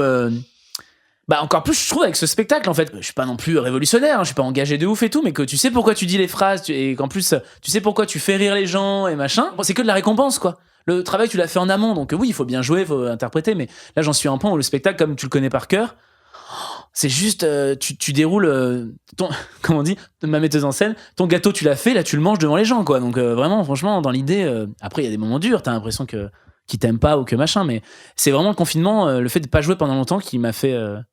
que quand je suis remonté sur scène, j'étais genre, ah non, mais là, vous pouvez pas vous rendre compte, en fait. C'est-à-dire que vous m'écoutez pas, mais j'en ai rien à foutre, je suis tellement heureux d'être là. Donc, je dirais que c'est une fin en soi, peut-être que je trouverais mieux, mais le cinéma, c'est pas du tout pareil, l'unité de temps, elle est pétée, c'est très compliqué. Ça veut dire quoi, l'unité de temps, elle est pétée ? Ça veut dire que on va faire un dialogue, et puis en fait, je vais te dire, ah bon ? Et puis là, on va pouvoir couper, changer, machin, et une heure plus tard... Tu vas me dire, mais oui, puisque je te dis que c'est vrai. Alors que, comment tu vas avoir la même énergie, comment tu vas... Après, oui, il y a des scènes enfin, tu vois, dans les rôles que j'ai fait pour l'instant au cinéma, là, j'en ai fait 3. Hein. C'est des petits rôles, donc c'est sûr qu'il n'y a pas de moment où, je pense que quand t'as le premier rôle et que t'as des belles scènes, il peut se passer quelque chose. Puis j'aime bien maîtriser aussi. Et sur scène, quand t'es tout seul sur scène, tu maîtrises. Ouais. En tout cas, t'y veilles. Voilà. Qu'est-ce que t'en penses, toi ? C'est une fin en soi pour toi, la scène ? Moi, pas du tout. Ah ouais ? Mais en fait, je connais pas la fin en soi. C'est juste là, j'ai plein d'étapes et je dis, oh, ça j'aime bien, j'aime bien. Et puis après, je verrai, mais je pense pas que je vais faire. Je pense pas que ce sera mon métier au final, quoi. Ok. C'est juste là, j'aime beaucoup et ça m'amuse, mais déjà, je préfère écrire. Ok. Et puis, en fait, j'aime pas tout ce qu'il y a autour est assez dur, je trouve. La tournée, par exemple. Genre, moi, la tournée, je déteste être hors de chez moi. Si je pouvais, vraiment, mon rêve, c'est d'être une humoriste de capitale. Je fais Bruxelles, Paris, Genève, c'est tout. Limite Montréal, si vous payez bien. Une humoriste de capitale. Oui, mais dans tous les cas, tu seras pas chez toi, mais oui. Mais ouais, mais Paris, tu vois, je commence à avoir un peu plus mes repères. Ah, t'aimes pas aller dans une ville où vraiment tu connais pas du tout. Je déteste ça, ça me fait trop peur, j'ai peur de tout. Ah ouais, alors que moi, j'adore ça. J'adore, par exemple, j'aimais beaucoup faire une date qui se passe bien, aller dans ma chambre d'hôtel, me changer et sortir. Après, je fais ça fait un peu la grande vie. Je fais pas ça à chaque fois, mais tu sortais alors que tu jouais le lendemain ? Non, par contre, c'était une date unique, tu sais, c'est une date de tournée où après, souvent, tu rentres chez toi le lendemain. C'était le samedi soir et tu rentres chez toi le dimanche, tu vois. Non, par contre, quand je joue le lendemain, je sors pas. Et en fait, j'aime bien, ça me fait des petites vacances, t'es à l'hôtel. Enfin, c'est un truc très gamin. Ouais, hein. Mais c'est ça qui est compliqué, je trouve, parce que c'est du travail, mais en même temps, t'as plein de temps où tu travailles pas, et donc c'est un peu entre les deux, et tu fais comme, je suis en train de perdre ma vie à Grenoble. C'est clair que par contre, tu fais rien d'autre. Ouais, c'est évident. Je crois que t'en parlais avec Marina Rollman. Ouais. Oui, c'est évident que tu vas pas les visiter, donc c'est très frustrant. Que tu vas pas. C'est pour ça que souvent c'est le soir une fois que le spectacle est fini, mais tu vas pas non plus vraiment visiter. C'est une autre, c'est le monde de la nuit. Pas du tout. En plus je bois pas et tout. Enfin, mais du coup. Tu bois pas ? Non. Bah non. En plus là, si je suis seul dans une boîte que je connais personne. Ouais, c'est vraiment un début les gens ils me reconnaissent ou quoi, un petit peu, je vais pas boire. Promising Young Women. T'as dit quoi ? C'est le début de Promising Young Women. Ouais, voilà. qui est très bien d'ailleurs. Ça nous a liés, fabuleux. Ça nous a liés, le petit WeTransfer d'un film piraté. En HD avec les sous-titres. Non, c'est moi qui ai pris les sous-titres, mais en Oui, il n'y HD. avait pas de sous-titres, moi. Ah, j'ai pas les Je sous-titres. suis bilingue. Ça, c'est classe. Hein. J'avais envie de le regarder sans sous-titres, mais j'étais avec mon mec qui, lui, est Ah, limite. ça, c'est le coup du c'est mon mec qui sait pas. Ah bah là, trop. je peux te dire, on peut l'interviewer quand tu veux. Hein. C'est limite, lui, ça serait en VF, hein, lui. Il en est là. Ah, hein. yes. Ouais. Il y a du travail qui se fait. Mais... J'aime. Et donc, du coup, Promising Young Woman, tu m'as passé ce film. Je vous conseille à tous d'aller voir ce Ouais, film. il est incroyable. Je pense que c'est la plus grosse claque cinéma que j'ai pris ces dernières années. Et c'était une période où j'avais très vu. Non, t'as compris Très vu, Très peu vu notamment. de films. Oui. Notamment. C'est vrai que t'as bien dire notamment, t'as raison, c'est stylé. Ouais. Notamment. Moi, je dis souvent vertigineux en ce moment. Vertigineux. Ah, c'est très. Il y a un Ouais. truc très poétique, très. Ça marche pour tout. Ouais. Ah oui. Ça marche pour tout et ouais. Et du coup, je l'ai vu sur mon vidéo proche, un peu en mode cinéma. J'ai un grand mur blanc où vraiment je peux projeter tout ça, en mode vraiment ciné, Ouais. t'sais, pas de téléphone, vraiment le côté. Et donc c'était déjà trop bien de vivre une expérience ciné. Et en plus avec ce film qui est tellement, c'est ce que je te disais, tellement d'échecs dans la victoire. Pour Ouais, moi, il est je trouve très ça résume, malin. c'est tellement la phrase où tu dis. C'est tellement amer, cette Ouais. victoire elle est tellement amère, on n'en dira pas plus. Mais si, pour un peu pitcher, comme ça vous irez tous le voir et vous donnerez de l'argent à Emerald Fennell, je ne sais pas Qui comment a ça eu se l'Oscar, prononce, en plus. qui a eu full prix, il est incroyable. Donc c'est une femme qui cherche à se venger d'un truc qui est arrivé à une amie à elle. Et donc voilà, elle tente de se venger, mais c'est écrit d'une manière absolument brillante. Dedans, il y a Bo Burnham, qui est pour moi l'équivalent de Dieu. C'est celui qui est avec qui elle s'entend bien Ok. et une petite Ah histoire ouais d'amour. T'as jamais vu les shows de Bo Burnham? Non. C'est un mec, Il me disait quelque il fait chose. des chansons et il chante des trucs mais hyper drôles. Genre il a une chanson, il raconte la vie mais de la perspective de Dieu ou des trucs à la con comme ça et c'est mais incroyable, c'est brillant. Il reprend une chanson de Kanye West mais sur la maladie mentale et sur le succès, et sur ce que c'est incroyable, c'est drôle et beau, c'est fabuleux. Trop cool. C'est vertigineux. C'est vertigineux, tu vois, Ouais. ça marche. Ouais. Notamment. Notamment, j'adore. Et il y a aussi Carey Mulligan. Ouais, qui est Et brillante dans ce rôle. c'est mon actrice préférée avec Tilda Swinton. De toute la vie du monde. De toute la vie, s'il y a des films où elles sont dedans, je les regarde sans chercher à comprendre. Putain, je n'avais jamais vu cette personne avant. Et bah justement, parce qu'en fait, à chaque fois qu'elle joue, sauf dans Gatsby où vraiment ils lui ont mis un rôle horrible de femme qui est juste je suis juste une femme entre deux hommes et je pleure tout le temps. Et... Oui, bah Gatsby, Ouais, voilà. Et ça m'a Fitzgerald s'est pas dit la place de la femme dans la société. Voilà, ça m'a vraiment déçu. Mais sinon, tous ces films, ouais, justement, elle est dans Shame, que je n'ai pas vu. Donc Ah oui, Shame. elle est Ah, dans moi, j'ai Never, pas du tout Never aimé. Let Me Go. Never let me go, Never Let Me Go. Oui, Florence and the Machine. Oui. Never Let Me Go avec Karen Knightley, tout ça, c'est dingue. En fait, à chaque fois que je la vois, elle est magnétique, elle est dingue et elle est trop bien. J'adore. Et elle est dans Drive, d'ailleurs. C'est la femme. Ah, de Ryan. Ouais. dans Pas l'histoire. Adams. Non, sinon on va repartir. C'est une boucle temporelle. Tous ces Adams. Donc, du coup, ouais, tu me disais. C'est quoi tes névroses? Bah en vrai je pensais que j'en avais pas mais quand même je suis arrivé, j'ai quand même insisté un quart d'heure pour qu'on allume cette guirlande et j'ai veillé à ce qu'elle ne clignote pas. Est-ce que t'as peur de l'obscurité, Alexandre? Ah peut-être un peu. Ma névrose, en fait j'ai des fixettes plus que des névroses. C'est-à-dire que j'ai des fixettes qui vont être liées au son et à la lumière. Une voiture avec une radio très très peu forte mais on entend. Ça peut me rendre fou. Ah ouais? Ouais. Une voiture avec le son En très plus, très... quand tu fais le bruit de la radio, on dirait Sophie-Marie Laroui qui imite n'importe quoi. c'est elle. Je la vois, ouais je l'entends. Alors, c'est peut-être elle dans tous les postes de radio. Oui. Ouais, et du coup, pareil, tu vois, je vais rentrer, on va vouloir me parler, mais il y a de la musique fort, mais alors que c'est pas pour danser, il y a juste de la musique forte, et on est en fait, parce que non, tu baisses. En fait, il y a un côté. Donc, ça. Les névroses, après, c'est que je peux pas parler de la mort parce que du coup, j'ai l'impression que ça l'attire. Donc, on n'en parlera pas. Elle est avec nous ce soir. Parce que pour le coup, la mort, ça me fait vraiment chier. Hein. Bah, c'est ballot, hein, ça te nique une journée. Ouais, ça me fait vraiment chier.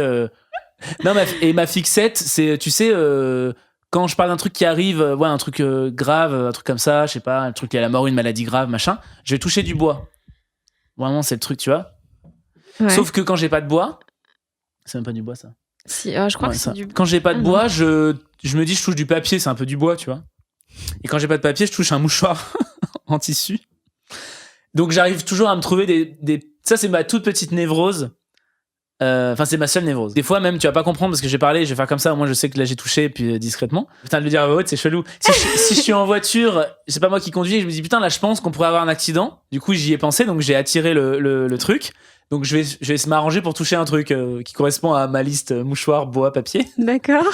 Mais très discret. Donc, des fois, les gens peuvent dire, mais pourquoi d'un coup, il cherche dans son sac. Puis voilà, et puis 2 secondes, tu vois. Mais c'est mon seul truc. C'est-à-dire que les échelles, les machins, les gris-gris, pas du tout, les trucs. Merci d'avoir partagé cette expérience dans Problème de blanc. Merde, je me suis fait avoir. En névrose, non, sinon le reste, je vis dans un rêve éveillé. Voilà.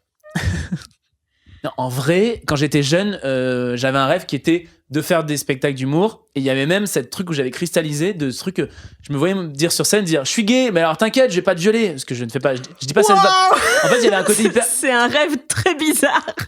Ouais, c'est vrai. Ouais, mais c'était un rêve de putain. Un jour, peut-être, j'adorerais monter sur scène et parler de ça. Et j'avais un rêve parmi tant d'autres, tu vois. Et avec le recul, parce que j'avais totalement oublié ça, quand j'ai sorti ce sketch où je dis pas, t'inquiète pas, je vais pas te violer parce que j'ai écrit un truc un peu plus subtil, je me suis dit putain, c'est exactement ça. Et je dis putain, c'est cool en fait d'avoir oublié ce souhait. Je dis pas, je pense que je devais avoir 16-17, tu vois, ou ouais, même plus. Et d'en être là, donc je me dis c'est cool. Après, après, franchement, j'ai réglé tous mes problèmes sociaux avec que ce soit la jalousie, l'amitié, tu sais, le côté où tu commences à être ami avec une personne et t'as l'impression que tu la vois pas assez ou que tu la vois trop, que tu sais pas comment ça fonctionne. Ça, c'est bon.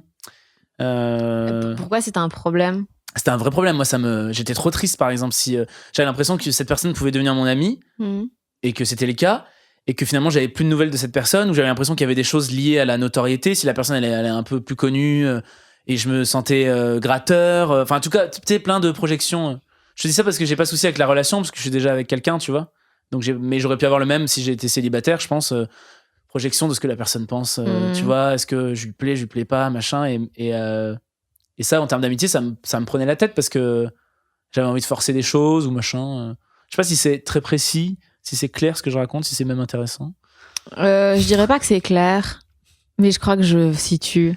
Est-ce que... Peut-être de légitimité, alors, tout simplement, par rapport aux autres. De quoi t'avais peur ? Ah, de pas être aimé, je pense. Voilà. Allez, original, l'humoriste. Le nez rouge. Donnez-moi de l'attention pour que je puisse m'aimer à mon tour. Et maintenant, c'est bon. Ah ouais ? Ouais, c'est pour ça que je dis c'est cool. Ouais, franchement, putain. Ça veut dire que t'as reçu assez d'affection d'inconnus pour penser que tu la mérites ? Ah, génial. En fait, c'est ça qui m'énervait quand tu cherchais la petite bête avec Morgane Cadignan, mais en vrai, c'est génial quand tu le vis, c'est parce que tu cherchais pas la petite bête avec moi. Qu'est-ce que j'ai été con. Non, en fait, c'est que tu te rends compte que c'est très compliqué parce que quand je joue pas, là, je pense que j'ai fait ma détox, ma désintox plutôt, ma détox. Le mec a un bobo J'ai sans bu le du concombre pendant 3 mois, tout va mieux, je n'ai plus de problème d'estime de moi. Ça serait ma solution et que je te dis ça premier degré. En fait, les grains de raisin, vraiment les grains de raisin, j'ai plus peur de la mort. Les grains de raisin, on mésestime les grains de raisin. Non, en fait, avant, j'étais... le fait de pas jouer, de pas monter sur scène, ça a été très compliqué pendant un temps où vraiment... Je pense que tu me prends dans une phase bien, là, une semaine bien, un truc où j'ai du taf et je suis content. Parce qu'en vrai, t'es en manque d'amour. Enfin, il y avait ce côté-là, t'es en manque d'applaudissements. Des fois, je me mettais, tu sais, des bandes-sons d'applaudissements chez moi. Et je faisais « Merci beaucoup !» Parce que j'aime bien, genre, jouer à faire semblant. Et en même temps, c'était tellement kiffant. Tu faisais vraiment ça ? Oui, bah oui. Je pensais que c'était du second degré. Non. Est-ce que tu sortais à 20h pour prendre les applaudissements des infirmiers ? Non. Non, mais je te dis ça, j'ai fait ça 2 fois où à un moment, j'étais vraiment... je mettais une musique que je disais à mon mec « Ah, elle serait cool, celle-là, en fin de spectacle. » Dua Lipa. Ouais, non, c'était quoi ? Notamment. C'était pas Dua Lipa, je sais plus laquelle c'était. Et vraiment un truc un peu triste, un peu en même temps, parce que j'aime bien quand c'est la vie c'est beau, mais en même temps c'est un peu triste. Ça, j'adore vraiment des comédies romantiques. Vraiment, j'assume totalement ce côté-là. Et il y avait un peu à côté, tu vois. Et vraiment, à un moment, je dis vas-y, applaudis, s'il te plaît. Et j'étais dans le salon, en vieux jogging, et je faisais merci. Juste d'avoir ce truc de ce merci à voix haute, c'était hyper libérateur de. Mettez-moi une bonne note sur Biréduc. Non, pas du tout. Mais non, en tout cas, ce truc-là, en fait, ça a été très dur de pas le vivre. Parce qu'en fait, pour moi, c'est le moment où tu savoures. Je suis tout le temps en maîtrise pendant mon spectacle. Il n'y a pas le oh, c'est drôle ce que je raconte et tout. Je suis tout le temps non. Là, ça les fait rire, mais ok, t'inquiète, machin, c'est du rythme, c'est du travail. Mais la petite minute d'applause à la fin, c'est là où je m'autorise vraiment à juste. Et encore, je laisse pas trop longtemps, j'ai l'impression qu'il se passe rien, que les gens vont se faire chier, et que machin. Et ça, c'est un kiff de dingue où tu dis vraiment, moi, je me suis amusé, ça a pris. Ce soir, ça a pris, il s'avère.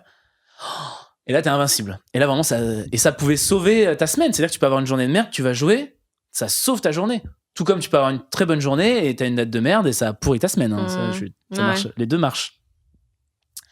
Et du coup, le fait qu'il n'y ait plus ça a été très dur. Et comme là, je pense que ma désintox est finie, je pense que j'arrive juste à être heureux sans monter sur scène ou peut-être parce que je m'éclate avec mes vidéos ou je fais d'autres bêtises.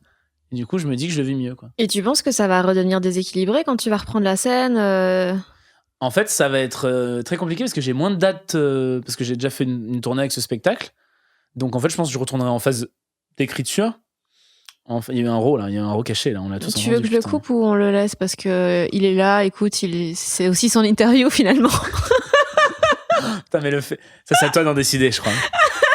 C'est à toi d'en décider parce que en fait c'est un rot propre, j'aimerais le préciser. C'est parce que je parle depuis tout à l'heure. Mais c'est le principe, hein. Ouais. J'avale de l'air et du coup forcément faut qu'elle ressorte quelque part et on s'arrêtera là.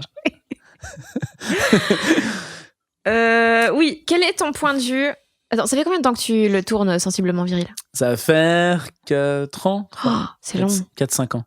Wow. Ouais, mais j'ai commencé dans des salles de 30. Donc, il y a vraiment, vraiment le spectacle qui m'a permis d'avancer, quoi. Et tu le considères comme ton premier spectacle, un peu? Ouais, en vrai. Okay. Ouais.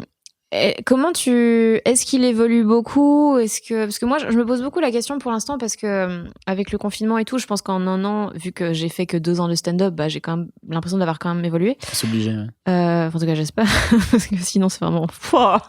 Et du coup, je me demande si je dois un peu le faire évoluer pour pas me faire chier en le jouant, ou moi, d'un côté, mon point de vue pour l'instant, c'est plus, ça, c'est un instantané d'un moment de ma vie.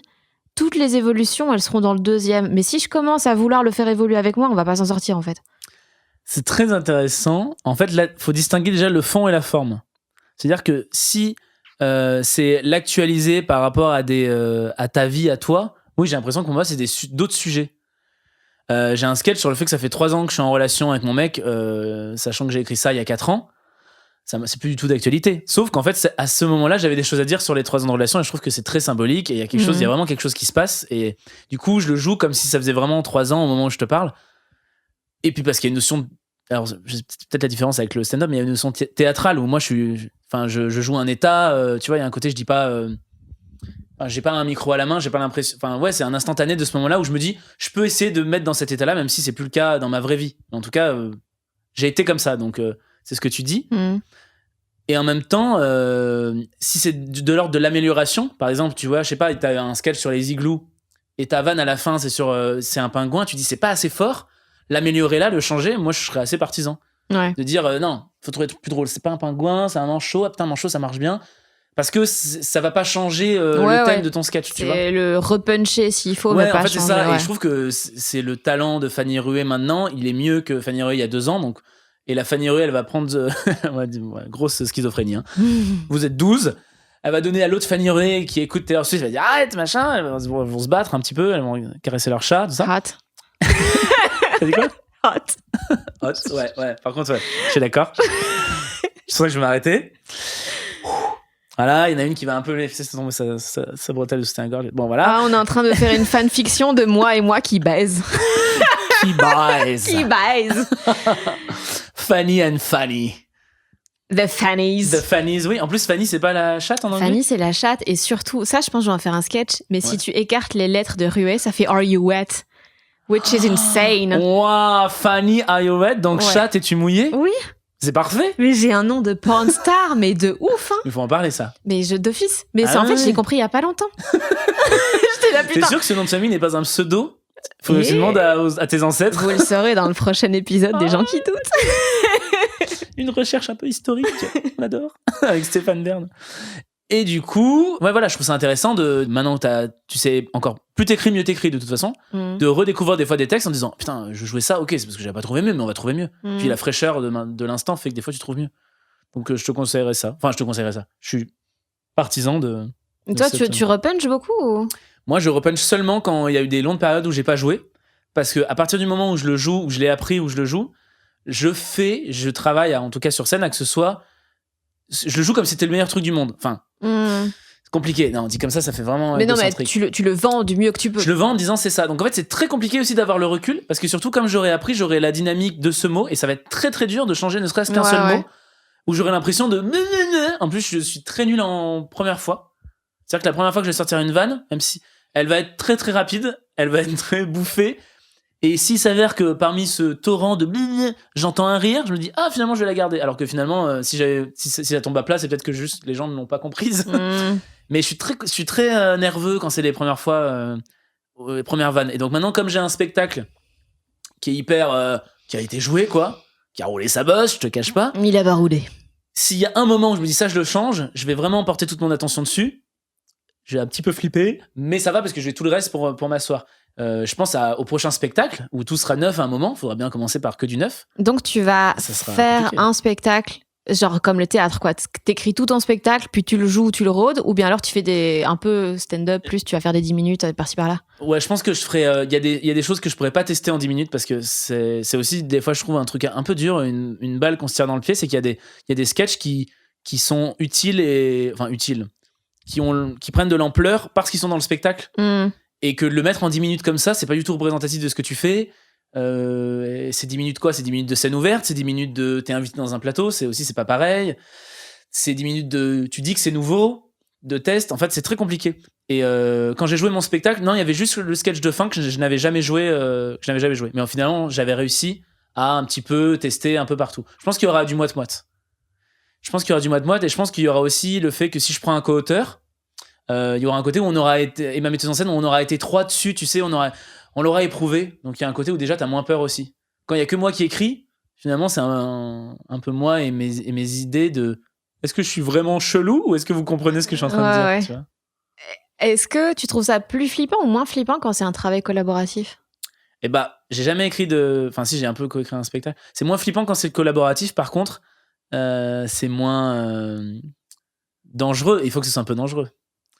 Quand t'écris toi, il faut que ce soit un peu dangereux parce qu'il faut pas se faire de cadeaux. Et je trouve que des fois, mon souci, c'est de pouvoir peut-être me reposer ou de me dire on trouvera peut-être un truc marrant ou sachant que la personne n'est pas moi, elle saura jamais ce que je pense à ce moment-là. Donc en fait, je te dis ça, bientôt je parle d'un co-auteur, je sais pas de qui pour mon prochain. Et je pense qu'au final, je dirais ouais, mais non, je vais d'abord. Je pense qu'il arrivera peut-être dans un second temps. Tu vois ? Ok. Tu disais tantôt, tu vas passer en phase d'écriture. T'as vraiment des phases par projet où là, tu te prends 2 mois, t'écris un spectacle, puis tu prends quelques mois, t'écris un film ou... Ouais, j'adorerais. En fait, là, pour le coup, c'est un peu... Ce que je veux dire, c'est un peu un bilan de ce qui s'est passé, mais c'est pas ma méthode. Je crois que j'ai pas trop de méthode. Mais le Sensiblement Viril, j'ai vraiment... mon producteur, elle a arrêté de me produire. C'était un peu l'opération de la dernière chance. Où il m'a dit, sans savoir vraiment ma vie, il me dit ça serait cool si tu parlais un peu plus de toi, si t'as des choses plus personnelles à dire. J'étais genre si tu savais. Je trouvais ça trop drôle. Et là j'ai mis 3 mois à l'écrire, mais je m'étais blindé. Il y avait des sketchs qui appartenaient à l'ancien spectacle que j'ai gardé, que après sont partis, mais il y avait un peu un côté où en fait j'avais, on va dire, déjà 15 minutes. Je me suis pas dit vas-y page blanche. Et comme j'ai peur d'arriver et de dire bon page blanche, j'écris un spectacle, pour le prochain quand je dis phase d'écriture, c'est parce que j'ai déjà 2-3 bribes de sketch que j'ai écrites, une bribe il y a quelques temps où souvent c'est quand je vois un spectacle d'humour trop bien, ça va m'inspirer pour écrire des choses qui n'ont rien à voir, mais ça va m'inspirer. T'arrives à te regarder dans la glace le matin, Alexandre? Après toutes les conneries que tu viens de dire, t'arrives à ça? J'arrive, ouais, en vrai ça m'aide, surtout les sketchs en vrai quand je fais des personnages, parce que je trouve ça intéressant. Mais pas tout mon spectacle, ça me saoule vite. Après, j'ai pas eu une belle capta de mon spectacle, donc les sketchs montreux, ouais, je les ai vus. Il y en a que je vais revoir parce que je me dis putain, ça prend, pour voir ce qui prend pas. Mais je suis pas du tout en mode ouais, putain, je suis trop fort. Ah là là, c'est bien. J'ai toujours l'impression que ça rit jamais ou que. Je suis pas, on va dire, je suis pas dur, je suis pas non plus c'est horrible. Bah, sauf quand je me trouve gueulard, ouais, si. Et il y a des moments vraiment, ça serait pas moi, je dirais ah putain, il est passé à côté vraiment de ce temps, il aurait pu prendre un temps là-dessus, il aurait pu machin. Mais j'arrive à me regarder. Et toi? Ouais, bah les chroniques, je les regarde systématiquement après pour voir pourquoi ça n'a pas marché. En plus, moi, les trucs où je me dis ça va cartonner, ça bide, et l'inverse, toujours. Je suis une merde à ce niveau-là. Non, mais je suis un peu comme toi. Hein. Bah voilà, on n'a aucune vision. On a aucune. Ouais, mais c'est ça. Et c'est ça qui me fait flipper dans les premières fois. C'est qu'il y a des trucs, pour moi, c'est le plus drôle du monde. Ouais.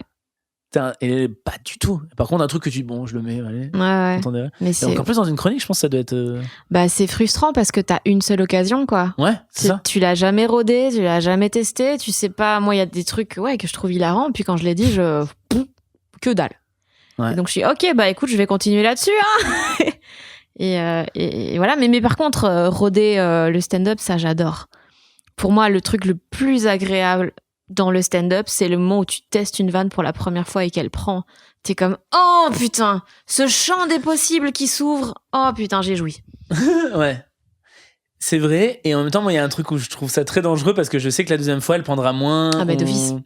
Et je suis genre... Et je suis très... J'essaye pas du tout d'élever la vanne au rang de... J'ai l'impression que si ça rit, c'est parce que tout ce que j'ai dit était drôle. Et que ça n'a pas fait nanana, vanne, tu vois. Et je sais même pas si je sais en écrire des vannes comme ça, tu vois. Mais en même temps, ouais, c'est là que je vais tenter des trucs. Ouais, si. En fait, c'est pour te dire que je vais l'emballer. J'ai tellement peur qu'on rit pas.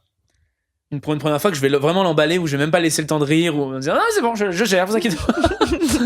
Et c'est pour ça que l'exercice de la chronique. Mais t'as fait de la radio, toi? Non, mais je faisais sur Quotidien. Ouais. Sur Quotidien, je faisais tous les lundis. Et c'est vrai qu'en fait, il y a un côté hyper frustrant de jouer un truc une fois. En vrai, c'est hyper décevant parce que tu te dis vraiment. Mais toi, t'avais les magnétos dans le Quotidien, donc il y avait un truc plus sous contrôle. Oui, déjà, ouais. C'est vrai que j'avais les magnétos, j'avais pas une. Au début, j'avais. Mais je pense qu'on a mis des magnétos parce que il y a une histoire de rythme au début qui n'était pas encore trouvée en télé. Puis moi, tu me dis, tu peux faire des magnétos, bon bah j'y vais. Hein. Tu vois, pour un petit peu te déguiser, Alex, quoi? Et faire des parodies, quoi? Eh bien, c'est parti. Par contre, il y aura du budget pour le décor. Ah, ça, non. Quoi? Non, je me refuse. Donnez-moi cette serpillière. Ça fera la planète Mars. C'est pas du tout la même forme. Laissez-moi tranquille. Mais pourquoi t'as fait de la télé? Parce que pour moi, la télé, c'est vraiment le média du chétan. La télé, c'est une immense vague de surf. Si t'es dessus et que t'es au bon endroit, mais tu vas hyper vite, c'est un accélérateur de tout, c'est dingue. Et si t'es ça te broie. Mais tu parles en termes de carrière ou de ressenti de ce que tu crées?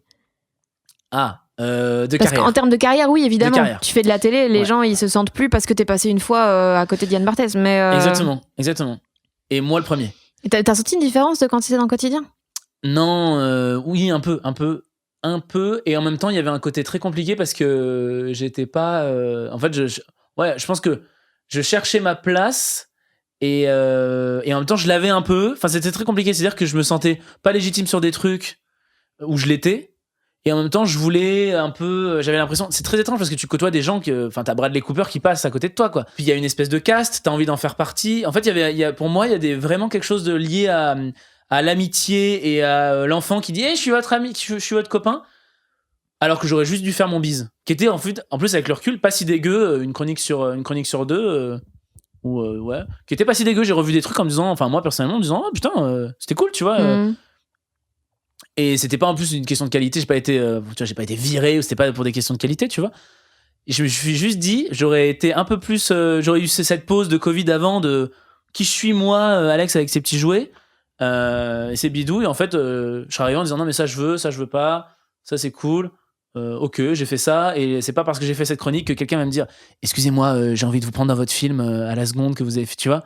Et en fait c'était tout mélangé, je mélangeais un peu tout en fait, je mélangeais beaucoup d'enjeux qui étaient rarement dans l'artistique en fait, qui étaient pas liés à l'artistique en fait, c'était lié à ma présence, au concept de l'émission et au... Mais qu'est-ce qui te mettait une pression comme ça? Qu'est-ce qui phagocytait l'attention sur... Moi et le fait que j'étais fan de cette émission. Ça, c'était un rêve de gosse. Pour le coup, c'était vraiment un rêve de gosse. Dès que Yann Barthès il faisait le petit journal, il y a des vannes avec mon meilleur ami, vraiment les private jokes et tout, qui sont liés à des magnétos du petit journal, quoi. Il y en a, c'est les nuls, tu sais. Et moi, c'était des trucs du petit journal, des trucs très cons. Daniel Evenou à Djerba, suivi par le petit journal People. Je peux te sortir le truc par cœur, quoi. Je suis la reine du riz de veau, d'ailleurs, elle dit. Et, et du coup, il y avait un côté, t'en es quoi. T'en es sans en être vraiment, parce qu'en plus, t'es là une fois par semaine et tout, et en fait, tout se mélangeait. En plus du fait que, vraiment, Yann Barthès, je suis un peu amoureux de lui. Enfin, il y avait vraiment un côté où, waouh, c'était vraiment. Il y a plein de choses qui se sont mélangées, liées à la sensibilité, au rêve, à la carrière, au machin, alors qu'en vrai, j'aurais juste dû faire mes bêtises, quoi. Je dirais. Est-ce que t'es toujours atteint par ce côté j'ai envie de faire partie de la bande des cools? Plus du tout. Plus du tout. Depuis le confinement, plus du tout. Est-ce que ça va revenir avec le fait de revoir des gens ou pas? Non, non, parce que je reverrai que les gens qui m'ont fait du bien pendant le confinement ou qui me font du bien. En fait, il y a eu vraiment ce tri-là, je sais pas si c'est le confinement, où vraiment on n'est plus là pour se faire chier. Donc en fait, caste ou pas caste, et je me rends compte que c'est pas vrai, ça marche pas en plus. J'ai jamais été le cool kid et je le serai pas. Et parce que c'est con, mais tu vois, il y avait vraiment une période où vraiment c'est ce que tu me dis, j'étais dans aucun podcast. Enfin, tu vois, c'est tout con, on m'invitait pas, on pensait pas forcément à moi, et c'est totalement ok. Il y avait juste ce côté de ah ouais, bon bah c'est le jeu. Et en arrêtant ça, et bah du coup on m'a invité. Tu vois, j'aurais bientôt de te revoir. C'était pareil, c'était un peu le petit journal, mais en mode putain, j'aimerais vraiment y être. Le petit journal, mais mélangé dans audio. N'importe quel sens. Ouais, voilà. Le petit journal froissé et peint. Et du coup, d'un coup, Sophie et Marie, alors peut-être, je sais pas si c'est pour, tu vois, il y a toujours ce truc de légitimité, ou si c'est pour boucher un trou, ou si c'est pour machin. Toujours est-il qu'elle m'a proposé. Alors que 1 an avant, j'étais en mode, si tu veux, vraiment, j'avais demandé tout, j'étais en mode. Oh, vraiment, le suceur. Ouais, vraiment, parce que j'étais en mode, c'est trop bien, c'est vraiment trop bien et tout. Et parce que j'ai arrêté, de demander juste faire mon bise. Je fais mon bise, je fais mes thunes, tu vois. Je fais de l'oseille, bra. Non, en vrai, juste faire ce que j'aime faire et tout. Mais je trouve que les réseaux sociaux, ça aide aussi pour ça. Mais plus je suis chelou et freak et que je travaille dans mon coin, plus les gens disent putain, en fait, on voit qui il est et ça nous intéresse. Et du coup, c'est clair la personne qu'il est. Et du coup, on a envie soit de lui parler, soit de l'inviter, soit de machin. Donc en fait, et parce que t'as plus besoin de ça pour être heureux, machin, t'y mets moins d'enjeux et du coup, il s'avère que ça arrive. Enfin, il s'avère que dans les faits, ça arrive, quoi.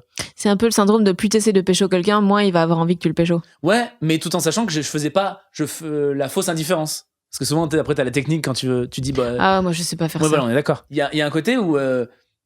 moi, il y a une phrase vraiment qui m'a... Si on parle des relations, il y a une histoire entre mes parents qui s'est passée, c'est qu'en fait, j'ai su qu'il y avait une histoire où à un moment, mon père allait souvent en vacances sur la plage avec Patricia, qui n'est pas ma mère, pour se promener. Vu que ta mère est Isabelle. Ouais, ma mère est Isabelle. Et du coup, il y avait une histoire de ah, dis donc, ton mari, ils sont avec Patricia, machin. Et ma mère, elle a raconté avec le recul et qu'elle a dit, en vrai, bah, s'il est assez con pour me tromper, j'ai rien perdu. Et je trouvais ça tellement powerful de dire, en fait, s'il fait ça, c'est lui. Enfin, j'ai de la chance. Enfin, tu vois, c'est sa faute. Oui, ouais. S'il est assez con pour pas me respecter, et bah. T'es jamais la victime dans l'histoire. Exactement. Et puis, il faut qu'il arrête, en fait, tu vois. Enfin, c'est-à-dire que c'est lui. J'ai rien perdu. C'est-à-dire qu'en plus, vraiment, next. Et il y avait un côté, et vraiment, cette phrase, je sais pas si je le répète souvent, mais ça m'a construit en me disant, si la personne veut pas de moi, bah voilà, elle veut pas de moi. Après, des fois, c'est triste parce que la personne, ça veut pas dire qu'elle est conne, hein, mais. Ouais, mais c'est compliqué de pas se dire, c'est moi qui suis pas assez bien. Par contre, ouais, ça c'est compliqué, mais il y a aussi un côté où, des fois, bien sûr que tu penses, mais il y a un côté où, en fait, j'ai l'impression que ce sera. Enfin, je trouve que c'est pas lié le fait d'insister. Non, mais en effet, mais insister, c'est toujours une mauvaise idée, évidemment. Parce qu'il y a rien de bien qui peut sortir de ça. Et est-ce qu'on est sûr de ça? Là, vraiment, je rechange d'avis. Parce qu'est-ce que la personne peut faire? Putain, t'as raison, t'as bien fait, en fait, d'insister, parce que j'avais la tête dans le brouillard. Non, en fait, c'est vrai que c'est faux. Moi, je voulais pas sortir avec mon ex parce que je voulais pas être dans une relation. Et puis, il a fait genre, oui, mais alors, on arrête de se voir. Et j'ai fait comme, maybe you're right. Et puis, on est restés 5 ans ensemble. Donc, c'était cool. Ouais, chambé. Ouais, donc tu vois, il y a entre insister et être d'une lourdeur infinie. Oui, mais il y a insister. Il y a genre, peut-être que, en fait, je pense que tu ne veux pas pour des... C'est horrible, hein, ça va sonner vraiment pas cool, mais peut-être que tu ne veux pas pour des mauvaises raisons. Et en effet, parce que je voulais pas qu'on se mette ensemble, parce que je disais, mais ça va pas marcher. On va pas rester ensemble pour toujours. D'accord, ouais. Et il me disait, bah oui, on va pas rester ensemble pour toujours, évidemment. Mais on va rester ensemble jusqu'à ce que ce soit plus chouette. Puis quand c'est plus chouette, on arrête. Puis j'ai fait comme, ah, mais t'es tellement mature. Ouais. mais je sais pas, il nous faut des gens matures. Il nous faut des gens qui font, bah oui. Mais c'est normal. Bah oui, en fait, c'est normal. Okay. Mais le but, c'est pas, mais non, parce qu'en fait, quand on se rend compte qu'il n'y a pas de médaille à la fin, tu fais, ah d'accord, bon, on va juste kiffer. Si tu veux, on se fera des médailles. On se fera des médailles en disant, j'ai tenu. Attends, moi, la première fois que j'ai fait une relation plus longue que 2 mois, ce qui était quand même... Ouais, c'est beaucoup. T'avais quel âge? Non, j'avais 24. Hein. Ah ouais, non, j'ai changé d'avis. C'est Ouais, j'avais pas fait plus de 2 mois avant, tu vois. Donc, c'est pour te dire que mon taf, c'était vraiment toute ma vie à cette époque. C'est-à-dire que et c'était un peu, voilà, donc c'était un peu un cadre un peu où je pouvais pas trop sortir, machin. J'ai fait un gâteau. Je suis allé faire un gâteau avec écrit 6 mois. Mais ça faisait 2 mois? Comment? Non, pardon. J'ai dépassé 2 mois et donc j'ai atteint les 6 mois de relation. Ah waouh. Et donc j'ai fait faire un gâteau à la boulangerie, vraiment. Mais j'étais premier degré, hein, avec écrit 6 mois. En mode, je pense que je me félicitais plus moi que vraiment mon couple. En mode, t'as réussi, Alex, tu l'as fait. Parce que il y a un moment, c'est-à-dire que à un moment tu dis t'es pas fait pour ça. Enfin vraiment quand même, tu te poses des questions, tu vois. Et une tarte au citron avec écrit 6 mois. Et vraiment, avec le recul, je me dis, mais j'étais complètement ch'tarve. Mais le mec aurait dû se barrer. Donc t'arrives à un pique-nique, surprise, et il y a écrit 6 mois. Qu'est-ce que t'en penses? Réponds-moi, s'il te plaît. Moi, j'aurais mis sus, moi. Ça, c'était déjà fait depuis bien longtemps. Oui, mais c'est pas sur un gâteau. La boulangère m'a dit, c'est pour un enfant? J'ai dit non, c'est pour moi. Et elle a vraiment pas compris. Yes. Non, moi je trouve ça horrible évidemment. Mais parce que tout ce qui est c'est tellement fort pour être dur drôle. Non, mais par contre c'est absolument oui c'est horrible, ça on est d'accord. Mais en même temps c'est parce que j'ai peur de tout ça. J'ai peur. Enfin moi je montre jamais mes sentiments de manière vraie. Par contre avec mon gars, vu qu'on est toujours très très copains, on a fêté nos 1 an de rupture. On se disait putain ça fait 1 an qu'on a rompu, on est toujours copains, yay. Et on était beaucoup plus fiers de ça que d'avoir passé 5 ans ensemble. Oui, mais après, oui. De toute façon, une fois que t'as dépassé, franchement, t'as dépassé les 2 ans, les 3 ans, 5 ans, voilà, c'est le jeu. Hein, il y en a un peu plus, je vous le mets quand même. Ouais, exactement. Il n'y a plus de fierté. Hein. Non. C'est vraiment. Mais oui, tant qu'il y a de l'humour et du partage, machin. Mais en tout cas, moi, c'était un peu comme ça. C'était vraiment. Ça me faisait un peu marrer, mais en même temps, il y avait un peu un truc à régler, quoi. L'engagement. T'as plus peur de l'engagement maintenant? Bah ouais, ça me fait chier, je peux plus faire de sketch dessus. Parce que. J'ai de moins en moins peur de l'engagement, mais en fait, il faut y aller par. C'est-à-dire que je sais pas, imaginons, qu'est-ce qu'il y a grosse étape de l'engagement? L'appartement, par exemple, acheter un appart. Tu me distilles l'idée, je mets 2 ans de process. Et 2 ans quand même. Ouais, obligé. Obligé, 2 ans de process et je fais ah ouais, en fait, il n'y a pas de mauvaise raison. En fait, c'est comme si tu me disais. Je déteste que ce soit les étapes qui soient marqueurs d'un changement de vie. Ouais, d'accord, ok. Tu vois, on se marie et là, putain, en fait, je suis marié, machin. Non, c'est qu'en gros, je vais envisager et dans ma vie, je vais me rendre compte que je vis comme si j'étais marié. Bon, bah, ok. Ouais. On peut se marier. Tu vois ce que je veux dire? C'est d'abord ma manière de vivre où je sais pas, j'ai l'argent pour pas être ruiné ou en fait, j'ai envie de changer d'appart et il s'avère que je peux. Bon, bah, ok. Mais pas. Il faut pas que ça me précède. Ouais. Ou alors, il faut vraiment que je mette 2 ans. Je suis vraiment loin à la détente, c'est tout. Comment tu choisis les projets que tu acceptes? Parce que je suppose que tout le monde doit t'envoyer des trucs.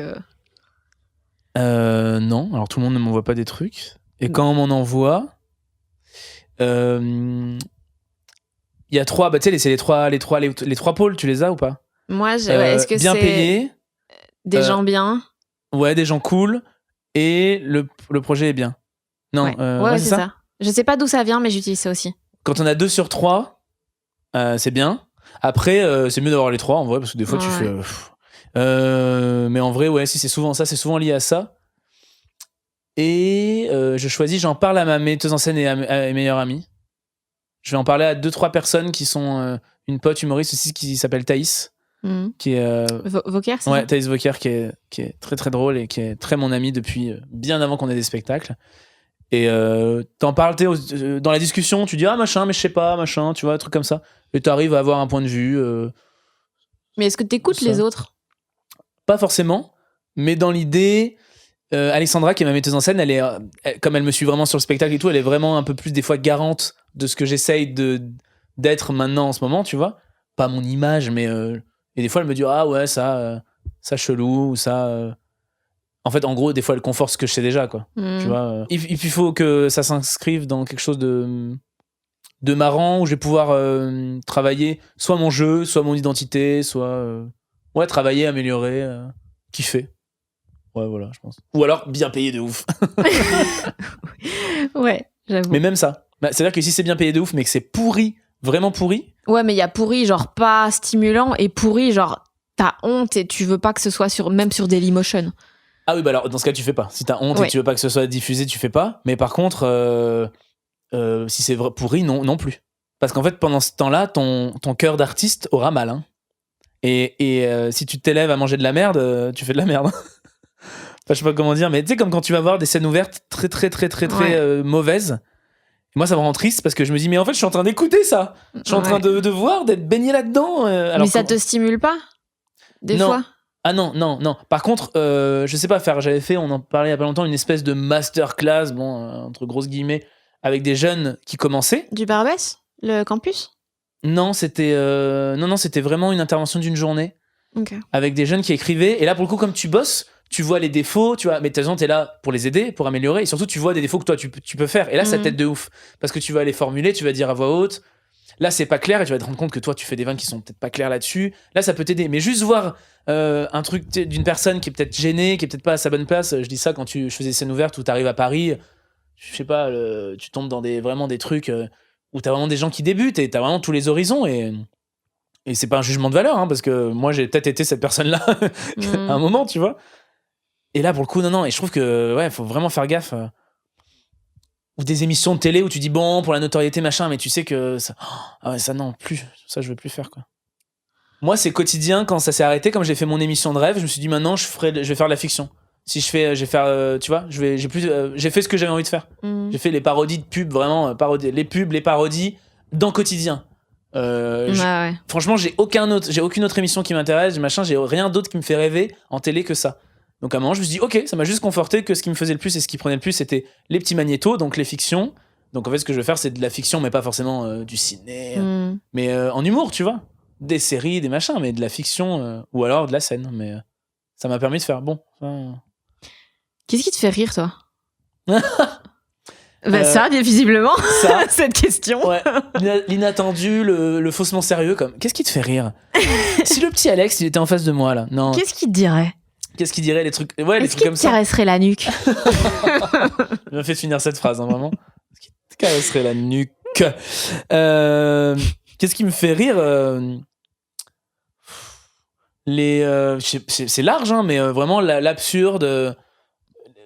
Plus absurde que ce que j'en fais dans mon spectacle. C'est-à-dire que vraiment, je maîtrise pas encore cet absurde-là, où j'ai l'impression que ça va être un truc de niche, mais j'y travaille. Mais vraiment, le truc où vraiment rien ne rime à rien, ça me fait beaucoup, beaucoup rire. Est-ce que tu vas citer les Monty Pythons? Non, parce que je n'ai pas assez vu de Monty Python. J'en ai jamais vu. Mais je sais que tout le monde le cite quand il parle d'absurde et que c'est très bon genre de citer ça. J'ai pas trop de culture. Point. Nickel. Non, j'ai un côté très. Non, qu'est-ce qui me fait rire? Les femmes me font rire, mais pas malgré elles. Hein. Vraiment les femmes? Ouais, les femmes me font rire. J'ai remarqué. Alors, c'est pas l'humour féminin, hein, c'est que il s'avère que les femmes qui font de l'humour me font rire.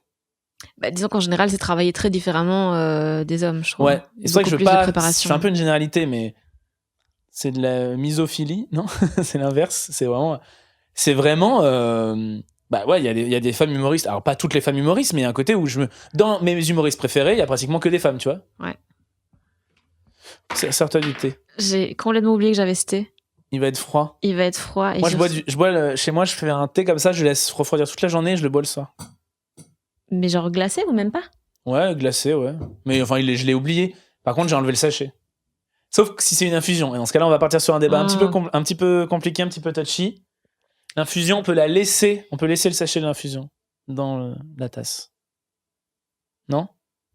Si, bah écoute, je sais pas, moi juste je goûte et puis je fais trop, donc je rajoute de l'eau. Ah, genre trop chaud ou trop de goût? Trop de goût. Ah ouais, mais comment tu fais pour rajouter de l'eau si l'eau elle est déjà au rabord? Bah j'en bois un peu. Le temps de me dire c'est vraiment pas bon, dis donc. C'est un sacrifice auquel tu consens quelque temps. Moi, tu sais, je me donne corps et âme pour monter. Pour monter. Pour avoir un bon goût de thé à la fin. Alors oui, j'en ai chié, mais j'apprécie mon thé maintenant. T'as un passé trouble, quoi. Moi, comme le thé que tu bois. Oh, putain. Merci, Alexandre. Merci, Fanny. C'est fini? Mais oui, c'est fini. Et voilà, j'espère que l'épisode vous a plu. Vous pouvez suivre Alex Ramirez, je vous le conseille fortement, sur Facebook, Twitter, Instagram. Dans la description, vous trouverez également son site internet avec toutes ses dates de tournée. Il sera de retour à Paris d'ailleurs en novembre pour une date exceptionnelle, mais c'est pas encore annoncé, donc allez checker ses réseaux assez régulièrement. Si vous avez aimé ce podcast, c'est super. Déjà, n'hésitez pas à vous abonner via votre application préférée, à laisser des commentaires, des étoiles, voilà, vous connaissez le bail. Vous pouvez aussi soutenir via des dons de type moula financière, si vous voulez. Ça fait toujours plaisir d'être soutenu, parce que ça prend du temps, tout ça. Les liens sont dans la description. Il y a un lien Patreon pour des dons mensuels de genre 3 ou 5 balles. Et il y a un lien Acast pour des one-shots. Donc vous avez le choix. Puis sinon, nouvel épisode dans 2 semaines, comme d'habitude.